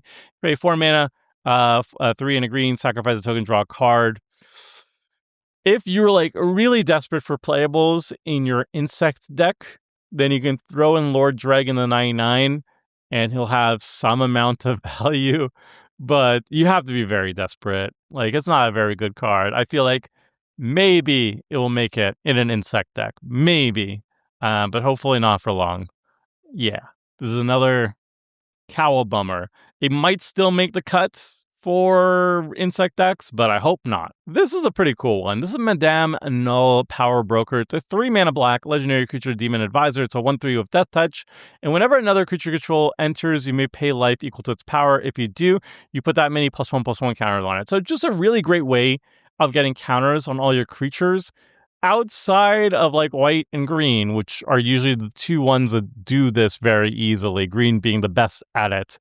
Black doesn't really have that many ways of doing something this efficient in terms of putting counters on everything. And this can put a lot of counters. Like if you have a 5/5 entering the battlefield, you can pay 5 life and just put 5 counters on it, and now suddenly it's a 10/10. Like, that's not nothing. So it's a very interesting effect. I don't know if it's better in the 99 or in the command zone. I feel like it's better in the 99 just because I just don't know how much support cards you have in +1/+1 counters in mono black. Or maybe you're just caring about like the high power and toughness and stuff, and that's more of your jam. Or maybe you're like a life loss deck. I don't know. There's a lot of interesting stuff happening. I really like the design of this card. I just don't know where I'd be jamming it. So Madame, no. I'm going to say great in the commands in the 99. I just don't know where it should go. Next, we have a not very interesting uncommon. It's Metalhead. Costs a lot of mana. It bounces something, and you can be a sack outlet and give it haste and menace. It's like, whatever. It looks kind of cool. I always like evil robot versions of main characters. Like they did that with Sonic and stuff, and I thought that was neat. Looks like they did that with Teenage Mutant Ninja Turtles, and I think that's neat too. We're moving on to the Michelangelos. The common one isn't very good, so we can skip it. Kawa Bummer. The main set mythic one is much more impressive, though. Michelangelo Improviser, 4-mana green legendary creature mutant ninja turtle. It's 4/4, a sneak of 2 and double green, so 4 mana total. Whenever it deals combat damage to a player, you may put a creature card and or a land card from your hand onto the battlefield. So this is Elvish Piper ++, but you gotta smack somebody first. The sneak is quite nice here because what you could do is you could attack with a creature. If it's unblocked, you could sneak in Michelangelo for 4 mana. When it deals combat damage, then you could put the creature you just snuck bounce back into your hand, back onto the battlefield. And you could also put a land onto the battlefield too. And the land doesn't enter the battlefield tapped either. Neither of them do too. So this is just like actually a very good card. It's just actually a very good card, right? Like the worst case scenario is you're ramping out a land and that's it, right? Like if you use the sneak ability, right? Like you don't have to recast that creature you bounce back to hand. You just put it back onto the battlefield. So you're reusing enter the battlefield triggers. You're ramping, the creature ends up being untapped. Or in a better case scenario, like you attack with, I don't know, some mana dork or whatever that you don't care about anymore, and into somebody who doesn't have any blockers, and then you sneak in like an 8-drop or something, you sneak in a Galta or something like that. So the power ceiling on this one is very, very high. The power floor is pretty high too because it's quite reliable. You don't really lose that much by sneaking something in. So yeah, very, very impressive card. Is it better in the command zone or the 99? Again, I think sneak is just better in the 99, so your opponents don't know what you're up to, but sometimes it doesn't matter. Maybe it doesn't actually matter in this case. Maybe in this case, this is like Coma or something where everybody knows. It doesn't matter if people know what you're up to. You can still get away with it. And then you could just focus on like low drop evasive creatures and trying to get like a turn 3 Michelangelo and just getting a big creature on the battlefield. So maybe it's just like a Coma deck or something like that. And that's actually better, actually. I've convinced myself that this is the case. So Michelangelo Imposter, I will actually say great in the command zone. I think it has a lot of potential just being like Haymaker deck, you know? But you could also just put in the 99 and it's going to be fantastic there too. The uncommon Michelangelo it's okay. Mutant BFF, it's a 4-drop, 4/4. Each creature you control with a counter on it can't be blocked by more than one creature, so it's like the opposite of Menace. It can only be 1v1. It's also funny with Menace. A Menace says you have to have 2 or more people blocking, and this one says you can't have more than one. So if you have Menace on a creature with a counter on it with Michelangelo, then it's just unblockable, which is quite funny. And then when it enters or attacks, you create a mutagen token, which it's an okay generator of mutagen tokens. So if you really need mutagen tokens in your deck, this is going to do the job just fine, I guess, especially if you can give it haste. But yeah, it's not like a super high impact card either way. This one's maybe, it gives like okay evasion. It's an okay mutagen provider. It's fine. Then we've got Michelangelo on the scene, 6 mana green, 2/2 Trampler. It enters, though, with a +1/+1 counter on him for each land you control, which could be a lot. And when it dies, return this card to your hand. So it has some built-in resiliency that you can always bring him back. That kind of makes him interesting as like a commander because you can always have access to him. He's always going to come in as like a big tramply guy. And then he kind of bypasses commander attacks because you can just return him back to your hand and cast him from your hand over and over again. That's kind of interesting, right? Like there also might be combo potential, right? Like if there's any way of like generating mana equal to his power or something like that by sacrificing him, then you could like return him back to hand and then do it a bunch of times. I don't know. I think I'm thinking about him too much. He's like a maybe for me. He's an anchovy pizza. There's just too many legendaries to get through. We got to keep moving. Next up, we got the Simic hybrid team up card. Mikey and Dawn Party Planners is a 4-mana Simic hybrid, 3/3 Ward 2. You may look at the top card of your library at any time. You may play land cards and cast Mutant Ninja or Turtle spells from the top of your library. If you cast a creature spell this way, that creature enters with an additional +1/+1 counter on it. So this is card advantage for your Mutant/Ninja/Turtle deck. And it adds a little bit of a bonus by adding counters on things. And if you are in like a mutant deck or whatever that cares about counters, this is like +++, very, very good. It might be the best option for a mutant deck as well. If you're like just focused on like Simic mutants, this might be the best option for you because it gets counters on things. It lets you cast stuff on things. If you have like top deck manipulation, like brainstorm effects, it gets even better. You can play lands off it. Seems really solid, but it's just like very narrow in terms of application. I'm going to say it's very good for the mutant deck, so I'm just going to put in the great in command zone, but I can see it being useful in the 99 too. It might even be good enough for changelings too. I'm not quite sure. It's not quite Realm Walker territory, but it is letting you play lands off the top, which is nice. Now this is a nice one though. Mikey and Leo Chaos and Order is a 2-mana Selesnya hybrid. 2/2. Whenever you put a counter on a creature you control, draw a card. This ability triggers only once each turn. Are you kidding me? There are variants of this effect, but you have to put the counters on that creature. I think there's like Dusk Legionnaire or something like that. I don't know. I'm going to have it on. Editor Tomer is going to put it on the screen. But it's like when you put counters on that creature, you get to draw a card. This one's like, nah, bro, just put it on any creatures, which means it's much, much easier to trigger this on your opponent's turns as well. Again, I mentioned before, Forgotten Ancient, Mana Gorger Hydra, those type of things. If you have that on the battlefield, it's very trivial for you to just draw a card for every single person's turn. So that's like 4 cards per turn cycle on a 2-drop. This card is gas. It's very strong. Is it worth being in the command zone? I think so. I think yes. I think it is worthy of the command zone, but also if you are in a Selesnya counters deck, you just jam it in the 99 for sure too, but it's great both places. I will say though, if I didn't love Hamza a lot and I was okay with turtles leading my decks, I would say just replace Hamza for the Kawabangas and put it in the command zone. It's very, very good. And also the art is kind of cool too, I must say. The next team up card, join forces card, is Mikey and Mona, Mutant Sitters. 3 mana green, Mutant Ninja Turtle Lizard. Neat. It's a 2/2.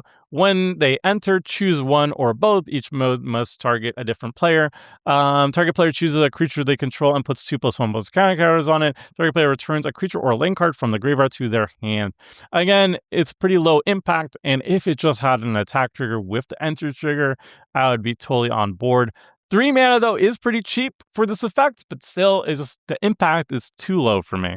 Mikey and Mona, I'm going to put you in the anchovy pizza tier with the rest of them. Mona Lisa, Ever Adaptable, is a 4 mana green legendary creature lizard mutant. There we go.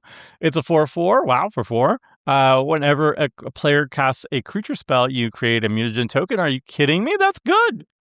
Okay, we got another creature that is just like whenever your opponents are doing stuff, you get to make a bunch of artifact tokens. I think April O'Neil was another one that literally did the same thing, but it was artifacts, instants, and sorceries. Well, guess what? Creatures are the most common card type being cast in Commander, so this will trigger probably just as much, if not more. And it also triggers off yourself too, so if you're just more of a creature-focused deck, that's very good. That said, you're not in blue, and blue really takes advantage of artifact tokens better than green, but like you do have like Jaheira and stuff. You could take advantage of the mutagen tokens other ways, even in green.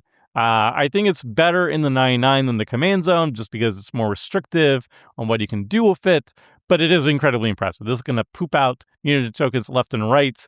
Yeah, it's a very, very, very cool card. So Mona Lisa, Ever Adaptable, definitely great in the 99. Next, we've got Mona Lisa, Science Geek, a 3 mana green legendary creature, lizard mutant, so 1/3 with reach. You tap it, add X mana of any one color, where X is Mona Lisa's power. So baseline, taps for 1 mana, but if you pump Mona Lisa any given way, it could be +1/+1 counters, it could be like a giant growth effect, it can start tapping for obscene amounts of mana. I don't know how she compares to other mana dorks that also tap equal to their power. I know there's a lot that exist out there, and I don't quite know off the top of my head how she stacks against them, but it's a powerful effect. Like, even if it's slightly less efficient than another option out there, there's an uncommon that taps for a lot of mana. It's going to be powerful. It's going to be powerful. It can lead to infinite combos quite easily if you like add, I don't know, like Staff of Domination and stuff like that. And her power is, I don't know, like 6 or more. You can do infinite combo, infinite mana, infinite draw type things. It's a strong card. Is it going to be a commander? Probably not. But in the 99, you have a bunch of things that can pump up her power. Absolutely, yes. Mona Lisa, great in the 99, and my voice is going away. Oh no. All right, back and refreshed. We got some more legendaries. It's Mondo Gecko. It's a 3 mana blue legendary creature, lizard mutant. It's a 2/3. You can pay 1 mana, discard a card until end of turn. It becomes the color of your choice and gains hexproof from that color. Cool. And whenever it deals combat damage to a player, draw a card for each color among permanents you control. So this is kind of like a vivid payoff. Like if you're 5 colors, permanent stuffy, then you could draw 5 cards on a 3-drop. That's pretty neat. It doesn't have any unblockable or signs of evasion by itself. It just can give itself hexproof.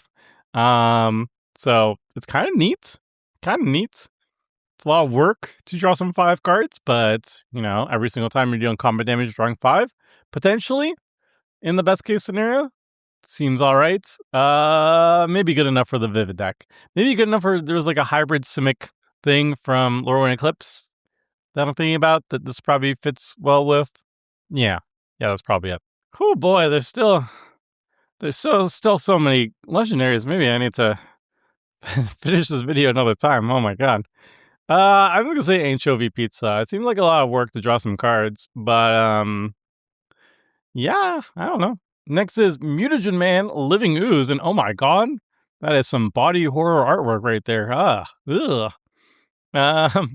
This is X and double green, legendary creature Ooze Mutant. With a 2/3 trample, activate abilities of artifact tokens you control cost 1 less to activate. Very sweet. And when it enters, you get X mutant token. So lowering the activation cost is actually very strong. It means your mutagens can be used immediately. Your clues cost for 2 less. Does junk require activation? I'm not sure. Yeah, it seems like it could be quite strong. At least like in a mutagen deck. I don't know. Neat? It's neat. Let's say it's neat. Yeah, I'm gonna say it's good in 99 of mutagen decks. Yeah. Okay, let's put you in great in 99. Boom. Okay, this is another uncommon that has just a lot of text and is not worth reading because it's not very good, so we'll skip it. Old Hob is a cow bummer. Oroku Saki Shredder Rising is basically a ninja of the deep hours, right? You draw a card, you lose 1 life, so it's slightly worse because you have to lose a life, but like, yeah, I still see people run Ninja Deep Hours in Ninja decks, so I feel like this probably makes the cut in the 99 of a Ninja deck, right? It's 2 mana sneak. When it deals combat damage to a player, you draw a card, you lose 1 life. It's a 3/1. Seems okay. I mean, the bar for Ninja decks is pretty low still, so I think this is fine. I will say though, looking at this card, and ninjas with sneak in general, I guess it bothered me a little bit less with the turtles because I don't view them as ninjas. But this was like a straight up ninja that's just like deep hours or whatever version. It kind of sucks that they don't have ninjutsu, right? Like suddenly anything that cares about ninjutsu no longer works with these ninjas, and that's kind of like ninja's thing. So now ninjas are split between sneak and ninjutsu, and I don't like that. I don't like that very much. I really like sneak as a mechanic, but now that I'm seeing ninjas with sneak, and I realize the compatibility issues between those two things, not a fan of that actually. Huh, weird. Speaking of body horror, Pizza Face, Gastromancer, Jesus. 5 mana Golgari, legendary artifact creature, food mutants, 2/4. When it enters, you make a food. Nice. Disappear at the beginning of your end step. Permanently left the battlefield under your control. This turn, you put 3+1/+1 counters on up to 1 other target artifact or creature. If it isn't creature, it becomes a 0/0 mutant creature until the addition of those types of 10 mana. Tap it, Pizza Face. Oh my god. It's so much text. It's so much text, and it's not very good, so we can skip it. Gosh, what did I look at? What did I read? What did I look at? Ugh. All right, we get to the Raphaels, which is my favorite one because he's red. Raphael, Most Attitude. 4 mana red, legendary creature, 4/3 menace, alliance. Whenever another creature you control enters, you may exile the top card of your library. When it attacks until end of turn, you may play a card exile with Raphael. I feel like 10 years ago, I would be like, oh my god, Red's getting some good card advantage, finally, you guys. But these days, I feel like we can do a little bit better. I guess like in a dedicated like aggro deck that can give this guy evasion and stuff, then it's not the worst. Like every single turn, especially if you can give him haste, every single turn, you could potentially draw a card off him. Well, you're drawing multiple cards and you do some card selection, so that's better than just straight up like exile top card each turn. This is like you're exiling a whole bunch and then you could choose your favorite. But the fact that it's only 1 card is a little bit not great. Yeah, it's not a bad card, but it's not like a super impressive card in 2026. So Raphael, it's anchovy pizza. Like I want to like it. I'm very predisposed to red, as people might know. Red, blue, those are my things. But yeah, I just feel like we have better options these days. This card, though, I like very much. It's Raphael Ninja Destroyer. It's a 4 mana red, 4/4. It must be blocked if able, and it has Enrage, one of my favorite mechanics that I wish they used more of, and I wish they stuck with Dinosaur. Enrage. Whenever Raphael is dealt damage, add that much red until end of turn. You don't lose mana as steps and phases end. So Raphael is a very interesting mix of kind of like a repeatable fight spell because you have to block him. Obviously, it's much worse than a fight because your opponents need to have creatures that can block him, and they can choose which one blocks him too. But it can still kill creatures that are in his way. and it can generate mana. Now, that said, he's a 4/4, right? He's a 4/4, so he's not going to always survive combat very well without some help.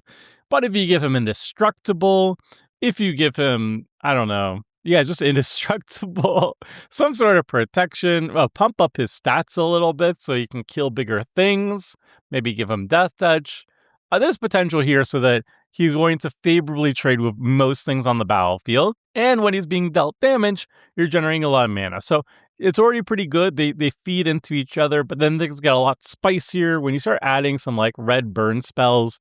Like Pyrohemia is the most obvious one with him. Pyrohemia plus like any way of giving Raphael indestructible means that you can ping the entire table infinite times until at least until you die. So you have to be the highest life total. But like you could ping the table infinite times hypothetically and burn out the table.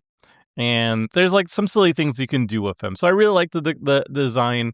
And I intend to play him on Commander Clash. I don't intend to put him in my personal paper collection, but the idea of like a mono red burn deck that is kind of like, I'm building him as like a draw go control. He's basically Ben Aki Hermit, which is like an old legendary Kamigawa commander that I built a budget brew on because Trinket Mage requested it. And I built it as like draw go burn with like a bunch of stuffy doll effects.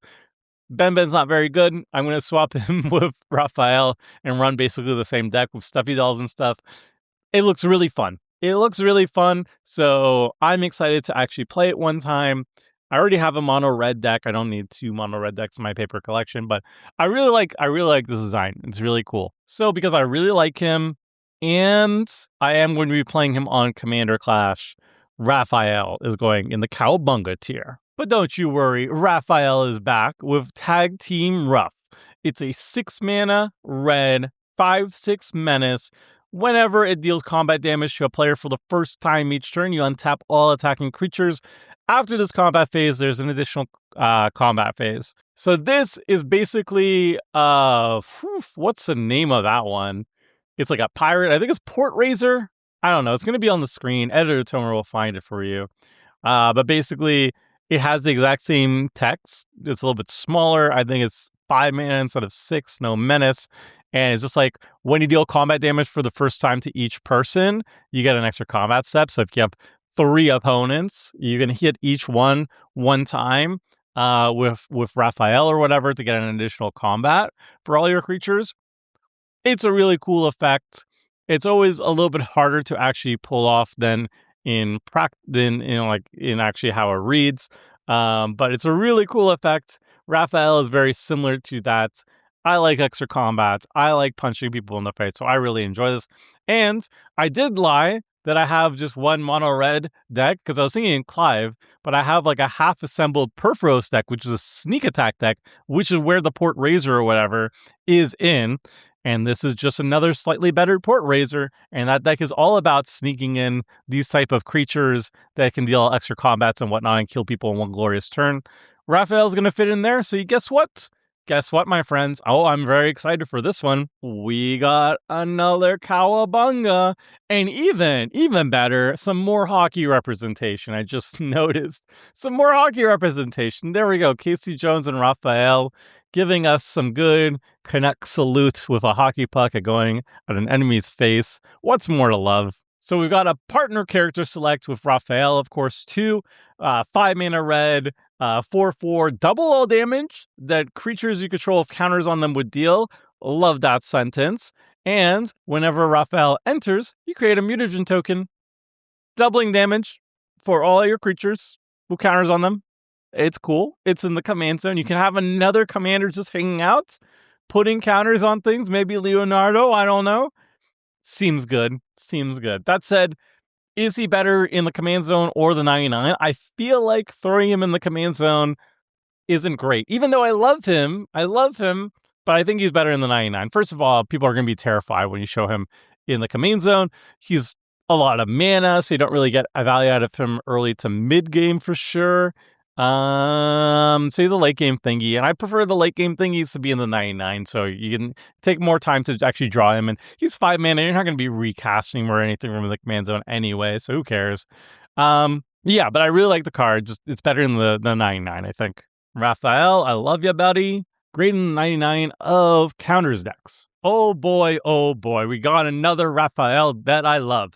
Raphael the Night Watcher is a 4-mana red 2/3 with sneak of just 3 mana, and it says attacking creatures you control have double strike. Oh, I love double strike. And this is probably the cheapest version of double strike for creatures that I've ever seen. I think they're usually at like 5 mana for all your creatures that are attacking get double strike. I know there's like an enchantment that does that.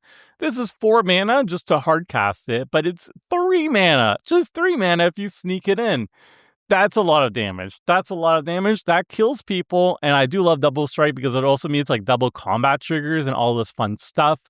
And my friends, I have a mono red deck that is Clive that works so perfectly with Raphael because it's loaded with creatures with powerful enter the battlefield triggers, most notably being Clive, which is an ETB, just redraw a full grip of cards every single time you do it.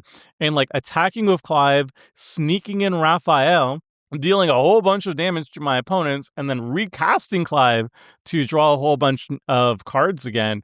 Sounds amazing. I love it. And he even has double red pip, so he even adds to the devotion count of Clive. Oh, he's good. Oh, he's so good. So good. I love him. And also, he would also fit in the Perforos version too, because I could like sneak in a big creature with like an ETB or whatever, attack with the big creature, and then sneak in Raphael to save my creature instead of sacrificing at end step. This card's good. This card's good. I like this. It's just a Ralph domination here. Just domination in the Cowabunga tier. We don't even need Krang anymore. Just like some beautiful red creatures, just a bunch of Raphaels and hockey players. Beautiful. Love this set. What's impressive to me is almost all the legendary commons are just absolute stinkers. And Raphael's like almost good enough. It's 2 mana, it's a 1/3, and it's basically half an impact tremors. It's an alliance. Whenever another creature you control enters, it deals 1 damage to target opponent. Not all your opponents, target opponents. In 1v1, it's the exact same thing as an impact tremors. In a 4-player game, not quite good because you're only hitting 1 person. Sometimes that's still good enough. In certain decks, will still prefer running these things over not running these things. But like, it's almost there. It's almost over. It's very impressive for a common. And also the art is funny. He's curling dumbbells made out of bowling balls. That's just funny. I like it. It's funny. So this Raphael is probably like the bottom of anchovy pizza. Like he probably is a cowabummer. He's probably a cowabummer, but like there might be decks out there that actually are so desperate for 2-drop pingers that this is like fine. It's fine. So I don't know anything about Teenage Mutant Ninja Turtles. Like I said, like I was told by my parents that apparently I watched it when I was very little with my brother. But I have no memories of that. I have no memories of that. But what I will say now is that Raphael is obviously the best one by far, because here's another banger that features Raphael and another guy, I guess. Who cares about him? Raph and Leo, sibling rivals. It's a Boros hybrid. Legendary creature, Mutant Ninja Turtle. It's a 2/4, and when they attack, if it's the first combat phase of the turn, untap 1 or 2 target attacking creatures. After this phase, there's an additional combat phase. Are you kidding me? There's just repeatable extra combats on a 3-drop? Are you kidding me? This is insane. This is actually insane. Yeah, the card's very, very good. If I have a Boros deck, I'm thinking if I have a Boros deck. But if I have a Boros deck, this is going in there. Like obviously, if I'm Boros, I'm attacking people, and what's better than attacking people but attacking people twice? That's so good. It would be funny like to rebuild my old Ishant list and like run this and like Vigilance Maker. I was running a lot of Vigilance Makers already in that thingy, so that would be really fun in the 99. This card's fun. Extra combats is fun. It's a fun card. It's 3 mana. That's insane. You know, at this point, you might be accusing me that I have a type, and I think you would be right, my friends. And here comes another banger. Raph and Mikey, Troublemakers. This is 7 mana. It's a Gruul hybrid, and I know green is not my favorite color. I'll survive because we got some red in here, baby. It's a legendary creature, Mutant Ninja Turtle. It's a 7/7 with trample and haste. And when it attacks, reveal cards from the top of your library until you reveal a creature card. Put that card on the battlefield tapped and attacking, and the rest on bottom of your library in a random order. Now, this is a very good sneak attacky type effect. You're guaranteed to hit a creature. That creature is going to be entering a tapping. This is entering attacking essentially because it has haste. It's got trample. It's 7/7. 7 man's a lot of mana, but we're in green. Who cares? Who cares about mana costs in green? I was gonna swear that was bad. I should edit that part out. Anyway, yeah, you could sneak it out or whatever. I'm immediately thinking like, don't put this in the command zone. You could, but don't. I would say like run them in like Xenagos or something like that. That sounds hilarious. And you swing it as a 14/14, and you bring out a buddy too. That seems fun.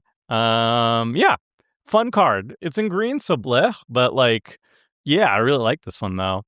Raph and Mikey, if I was more of a Gruul player, I'd be running this card a lot. But that said, if you're Gruul Stompy, this is the epitome of Gruul Stompy, my friend. It gets the stomp done. It gets the stomp action going. Next, we got Rat King, Pale Piper, 4 mana, black, legendary creature, rat avatar. It's a 3/3 with menace. Whenever the Rat King or another non-token creature you control leaves the battlefield, create a 1/1 rat creature token. You can pay 2 mana, sacrifice a token, draw a card. Seems fine. It kind of helps a little bit with the sneak and ninjutsu if you really want to, but more likely you're just going to be sacrificing creatures to make the rats. Like that's a more supported archetype in Commander, and it makes rats. And you can sacrifice the tokens to draw cards slowly, but you can do it. It's also not once a turn. So if you just have a bunch of creatures leaving the battlefield, you get a bunch of rats.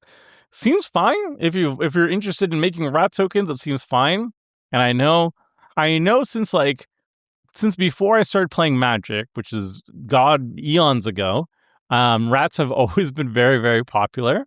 I never really understood the deep affection people have for rats in Commander specifically, but they do. And so even to this day, the rat decks are very expensive, and any card that's good in a rat deck is mind-bogglingly expensive. So I imagine this is going to be very popular amongst the very fervent rat crowd, and I'm very happy for them. I don't think the card is particularly that strong, but who cares? It's a very decent rat support card. All right, Rat King, great in 9/9, a rat decks. And then we've got another Rat King. It's Rat King Verminister, okay? 2 mana black, legendary creature rat avatar. It's a 1/1. It has disappear at the beginning of your end step. If a permanent left the battlefield under your control this turn, create a 1/1 black rat creature token and put a +1/+1 counter on Rat King. You can tap it, sacrifice 3 rats, return target creature card and all other cards with the same name as that card from your graveyard to the battlefield tapped. So this is basically like, Wizards of the Coast kind of like tipping their hat to the Relentless Rats fans, because I think that is the main thing for rat decks, is the ones that are like, you can have any number of these rats in your deck, and that's like the whole point. So I feel like this might be the best commander for that question mark. Like, you just play a bunch of rats, you sacrifice them, and then you mass reanimate all your Relentless Rats, or whatever the ones you're running these days are. And that seems good. It's just a 2-drop.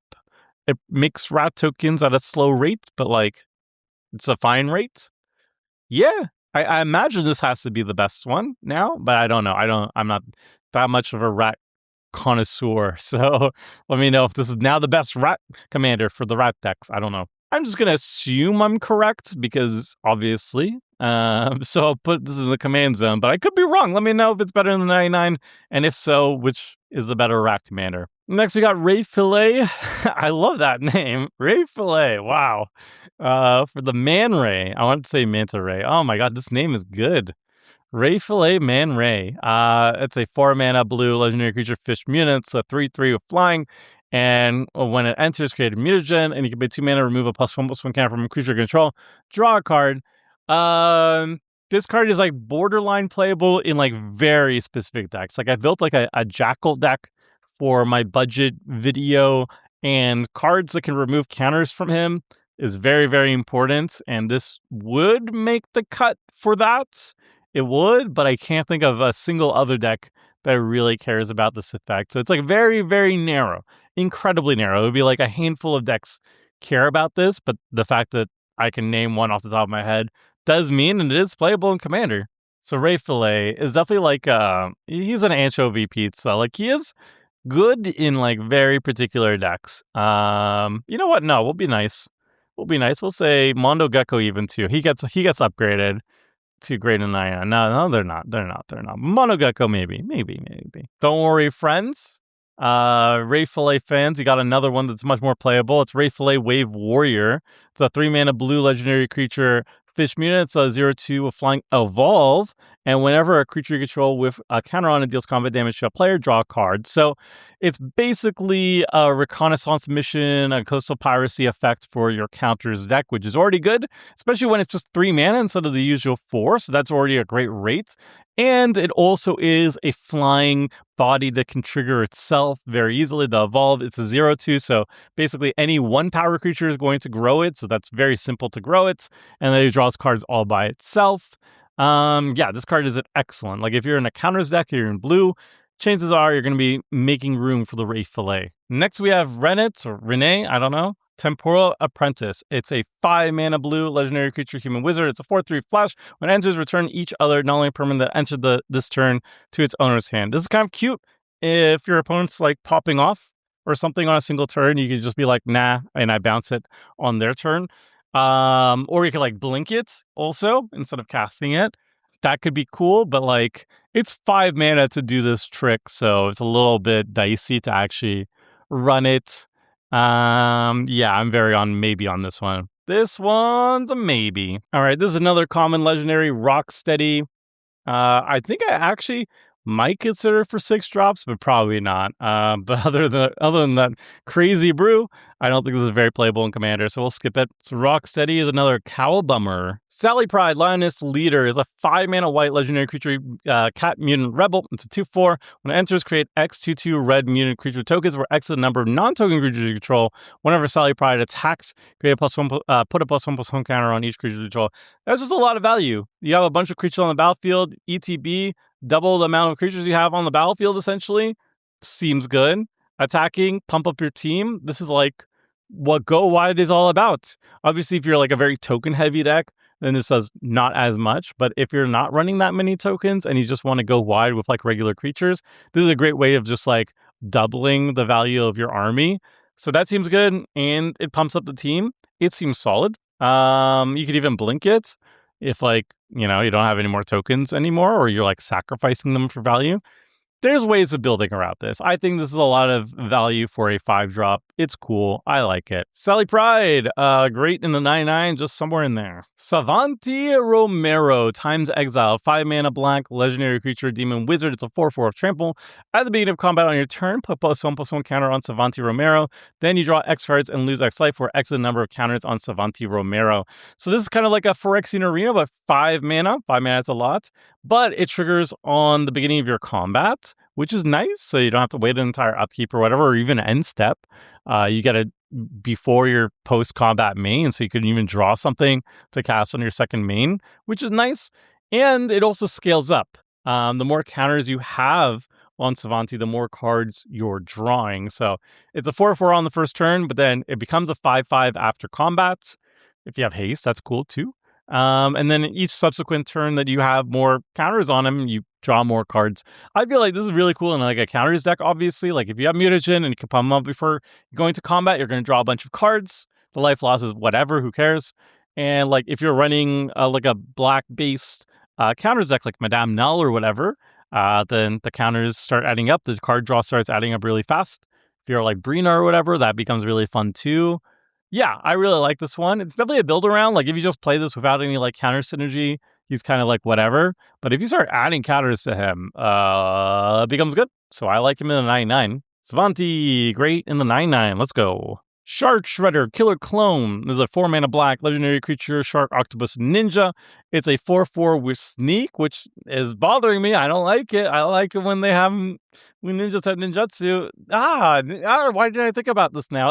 I don't like it anymore. Whatever. I still like Sneak. First strike, whenever it deals combat damage to a player, put up to 1 target creature card from that player's graveyard onto the battlefield under your control. it enters tapped and attacking that player. So that's really cool because of first strike shenanigans, you're kind of doing the ninjutsu trick with first strike, but not really.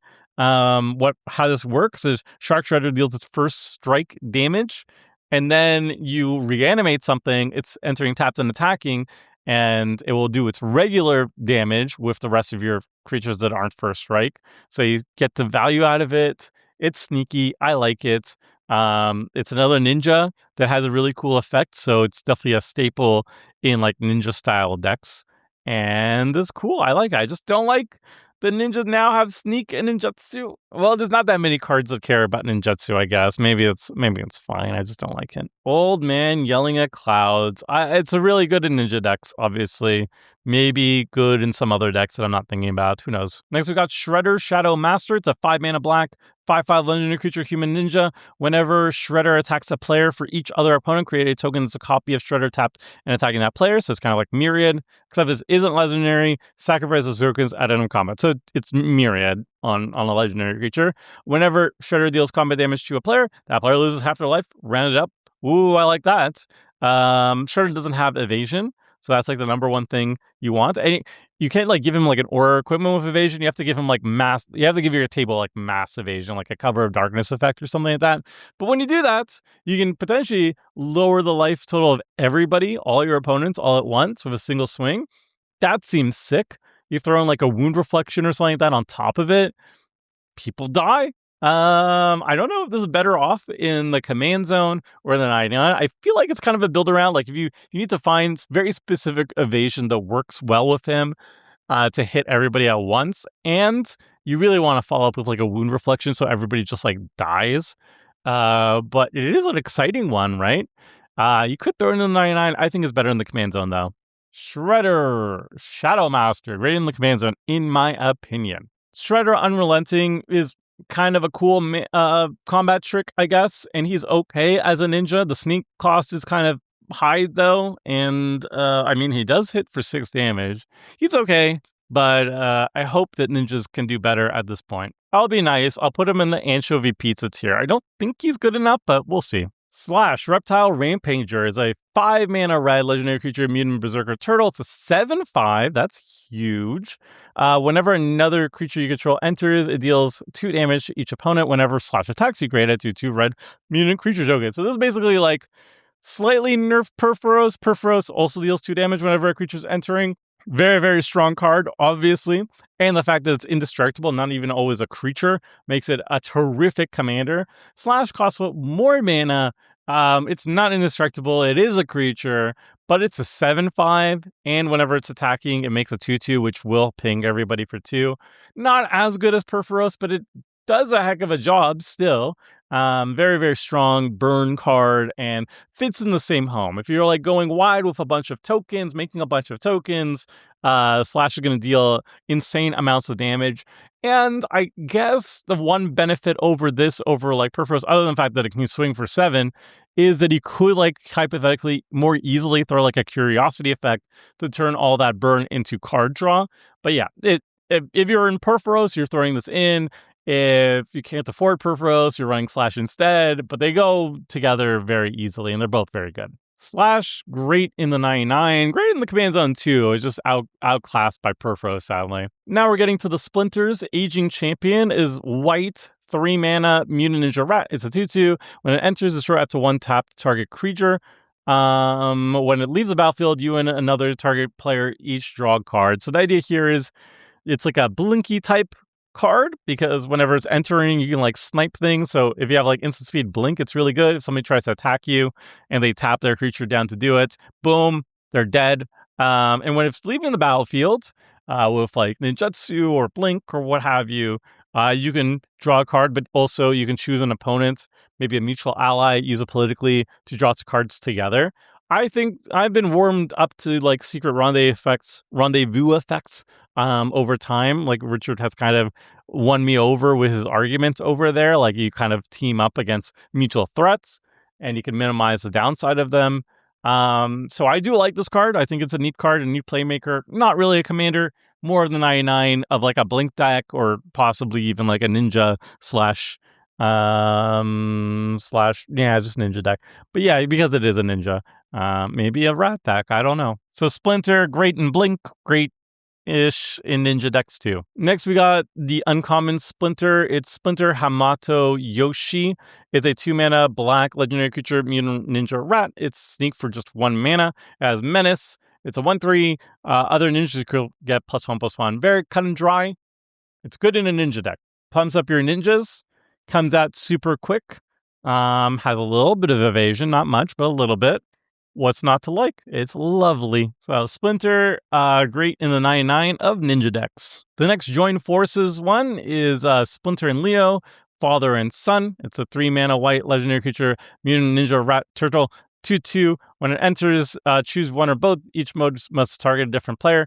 Target player creates a 2/2 red mutant creature token and put a +1/+1 counter on each other creature target player controls. It's almost there. It's almost there. I don't know. I don't know. Yeah, I don't know. Is it good enough? This is getting close. This is getting close. Of all the ones in the cycle, I feel like this is the close one to me liking it. But I still don't like it. All right, your anchovy pizza. Oh, I forgot Ray Fillet was still here. You're absolutely great in 99, Ray Fillet. Great name, too. Next up, we have the one and only hope, the latest hope to dethrone Yuriko as a ninja commander. It's Splinter Radical Rat. It's a 3-mana Orzhov hybrid creature, but it has Esper color identity due to the activated ability. So it's a legendary creature, mutant ninja rat. It's a 2/4. If an ability, a ninja you control, triggers, that ability triggers an additional time. You can pay 2 mana, 1 in a blue. Target ninja can't be blocked this turn. So it does everything a ninja deck wants. Doubles the value of your ninjas, which are basically almost all attack/combat damage triggers, right? And on top of it, it gives you unblockable for your ninjas by paying 2 mana. And on top of all that, it's notable in that if it's in the command zone, it gives you access to Esper colors in ninjas. And this set is offering you a bunch of white-based ninjas too, which is something that Eureka doesn't get access to. So on paper, it looks like a fairly even trade with Yuriko, but in reality, Yuriko's still much better just because she avoids the commander tax, and that is just incredibly powerful. Silly powerful, and she's both like a card draw and a finisher rolled into one. I think this one's a little bit more interesting. I like the idea of Panharmonicon. I'm a casual. I like double triggers on things, and this does that. It gives evasion to your ninjas, albeit in a mana inefficient way. It gives you access to a little bit more colors, which is nice. And it also works really well with like stuff like Cypher and whatnot, where if you add additional triggers onto your ninjas, you can get even more value. I think Splinter could actually dethrone Yuriko if you switched Splinter, you gender bent him, you turned him from a husbando to a waifu, and you literally just reprinted him, but with ink eyes, or just like whatever anime waifu. It doesn't even have to be a rat. You could just leave the rat there, but you could just make it just like a generic anime ninja waifu, have some like famous anime artist draw her, make her very, very interesting to look at, and I think she would top the charts. Female anime waifu Splinter would dethrone Yuriko overnight. That's my cold shot. Alas, we didn't do it. The version that we have for Splinter, the alternate version, is this, which no one's switching over to this from Yuriko. But whatever. I could reminisce on what could have been. All right, Splinter Radical Rat. I don't know if you know this about me, but I really like ninjas and I like Panharmonicons. So it might surprise some of you that I'm going to put Splinter in the Cowabunga tier. Not above any of the red cards. I mean, obviously red and hockey, that's still superior to ninjas. Maybe if we get like a ninja commander that is Panharmonicon, but also red. Wizards of the Coast, please get on that. But yeah, this is definitely top tier Cowabunga for me. The next Splinter is a partner character select one. This is Splinter the Mentor. It's a 2-mana black legendary creature, Mutant Ninja Rat. It's a 2/2 of Menace. And whenever Splinter or another non-token creature you control leaves the battlefield, create a mutagen token. So this Splinter cares about non-tokens leaving the battlefield. So the first thing to think about is Sneak, Ninjutsu. Those are two things that Splinter is going to be actively supporting. But also, if you're just like sacrificing creatures for value and you care about mutagens, that's another thing that can be helpful. I'm not quite sure how helpful mutagen tokens are for a deck that cares about Ninjutsu and Sneak, because those creatures that you put counters on are going to be leaving the battlefield. Like either you're sneaking them in and bouncing them back to hand usually. So I'm not quite sure how useful it is there, but I could see this card being actually more useful in like an aristocrat shell where you want to be sacrificing creatures and you also want to be sacrificing artifacts, maybe something Golgari based, perhaps. But yeah, I think the intended purpose here is just like trying to take the precon into a ninjutsu / sneak direction, focusing on the ninjas. But I do think actually that Splinter the Mentor is actually better in like an aristocrat shell that cares about having artifact tokens to sacrifice or whatever. I think it's another cool one. Like, I think this one is another one that really fits well in the command zone. It's just a 2-drop that's super reliable, and you can play it before you start doing your other things, whatever that will be. We got another common legendary, which I'm not a fan of, as I mentioned before, just Stockman Madfly Intist. It's a funny name. But yeah, just like an island cycler, it's not very good in Commander. So another for the Cowabummer tier. And then we get to a super busted one. This is Super Shredder. Is a 2-mana black legendary creature, Mutant Ninja Human. It's a 1/1 with Menace.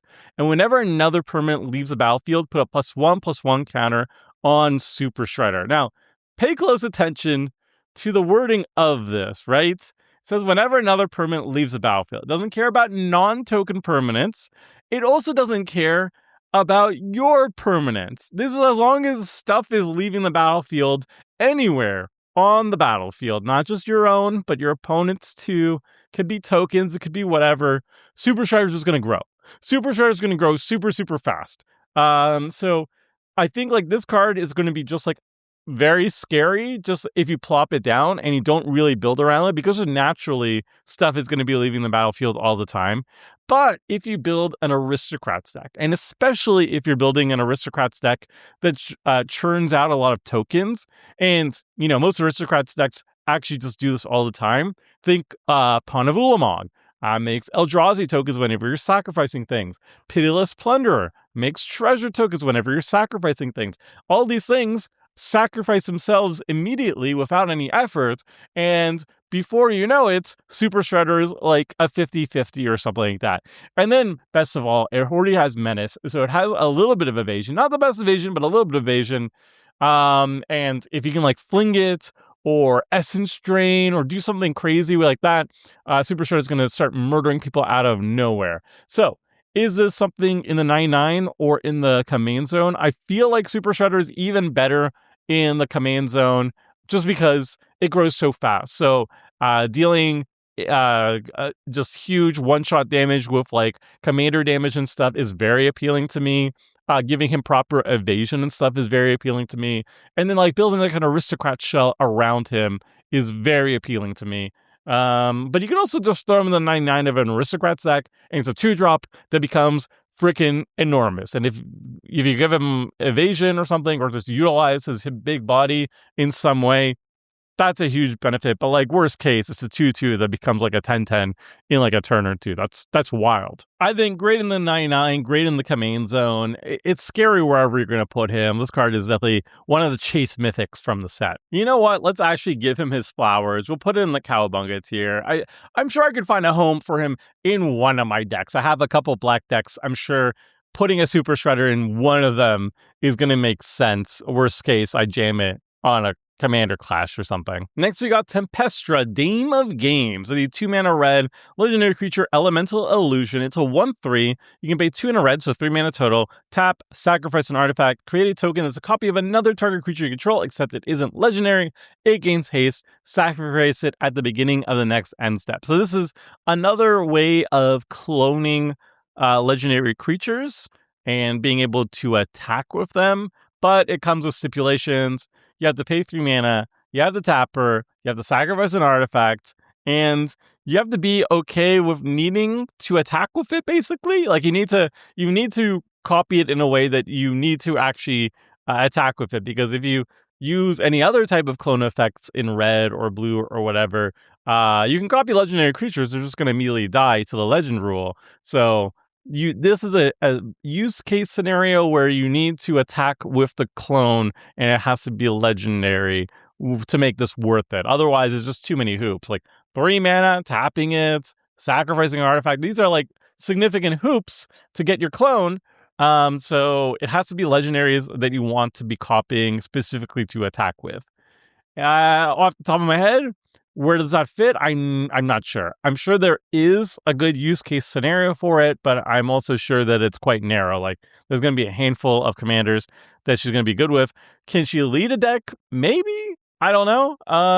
But like, I'm going to put her probably in anchovy pizza tier right now. It's an interesting one. I don't know what to do with it, but it's definitely a head scratcher, that's for sure. Next, we got the Neutrinos. It's a 4-mana Boros legendary creature, elf rebel. It's a 2/4 with flying and alliance. Whenever another creature you control enters, they get +1/+0 until end of turn. The Neutrinos get +1/+0 until end of turn. And whenever the Neutrinos attack, exile up to 1 target creature you own, then return to the battlefield under your control, tapped and attacking. This is interesting. It's a repeat blink effect on a flyer, and the blinked creature is still attacking, so that's kind of cool. I don't know what decks are going to be wanting it. Maybe a blink deck, maybe Boros Blink. It's 4 mana, doesn't have haste, but you're in red, so giving it haste is not the end of the world. I don't know. It can hit hard, I guess, because it has evasion too, and the alliance is quite nice. I don't know if it's good or not. There's another anchovy pizza. Yeah, we're just going to stick it somewhere in the anchovy pizza range. I'm just not quite sure what to think about this one. Okay, this is one that I like a lot. This is Taka and Razor Terrible Twos. It's 2 mana, hybrid Rakdos, legendary creature, Turtle Wolf, Mutant. It's a 3/2. This spell can't be countered. It has Menace, and whenever a player casts a spell, if the amount of mana spent to cast it was less than its mana value, Taka and Razor deal 3 damage to that player. Now, this card reads to me like it was designed for perhaps like legacy play or modern play, where people are often playing spells that cost less mana than their mana value. Think like Flare of Denial, think like affinity spells, those type of things where, or Force of Will, those type of things where you have alternate costs or they cost way less to cast. And that's like a baseline or a staple of those formats. In Commander, it's a little bit weirder because I just don't know how many your typical deck, your typical spells are going to cost less than its mana value. And also dealing 3 damage is just less impactful in Commander when everybody is at 40 life total instead of 20. So it's weird. I feel like this one's more exciting for older formats, perhaps. Also, the can't be countered is probably more important in older formats too. And in Commander, it just feels less impactful. That said, it is a very interesting build around, no? Like, there are a couple cards, not too many, but a couple cards in Rakdos colors, assuming you put this in the command zone. You can run stuff like Helm of Awakening, where everybody gets a discount to their mana spells, perhaps some other things too. And if you do that, and you make everybody's spells cost less than their mana value, then Taka will start, doing a bunch of damage to everybody, including yourself, but like to everybody. And then if you like slap on lifelink, go for some like burn route, it could be interesting. I don't think there's enough support in Commander, and I think by itself is just not very impactful. but the idea is there, and I find it very intriguing. This is like top of the anchovy pizza pile for me. Like, I'm intrigued by it. I would like to try it out, but I don't think it's good, right? That's anchovy pizza for you. We'll find out later on. Maybe I'll brew around it. We'll see. But this is a Taka and Razor I'm very excited about. This is Taka and Razor unsupervised. 3-mana red, legendary creature, Turtle Wolf Mutant. It's a 3/3 with first strike. Whenever another non-token creature you control leaves the battlefield, put a +1/+1 counter on it, and create a treasure token. This ability triggers only once each turn. Now, the once each turn is kind of a bummer. I won't lie. But it is kind of cute in, like, let's say, an Ninjutsu style deck, maybe Gorogoro and Satoru, maybe some sort of like red based Blink deck, something like that. Maybe even Aristocrats, where you can sacrifice on your turn and also other people's turns too. But I mean, this is a slam dunk in like one particular deck, and that's going to be Norin the Wary. I gifted Seth a hidden Norin the Wary deck led by Rocco. And the whole point of Rocco is just to tutor up Norin, and then it gives you access to Naya colors and not just red. But this is a card that's going to fit very well in either Hidden Norin or just regular Norin, because it's in red. Just every single time Norin's blinking in and out, you're going to be making another treasure and growing Taka, and that's going to be a huge first striker, and also like 4 treasures per turn cycle, which is kind of ridiculous in a red-based deck. So yeah, I'm very excited for that, particularly in Norin. Norin's always going to be a soft spot for me. I just love that Commander and Secret Norin too, and this is going to be just a slam dunk for that one. Okay, so this one, it's great in the 99, but it's literally great in one deck. Now, so how high up in the great in the 99 should that be? I don't know. All of this is not a ranking scale in terms of within the tiers. This is just a random assortment. The ordering here doesn't matter. But I'm going to put it right in the middle because I love Norin, and I think that's neat. Okay, here's a card I'm reading for the very first time. So real-time thoughts. Venus Torn Between Worlds. Okay.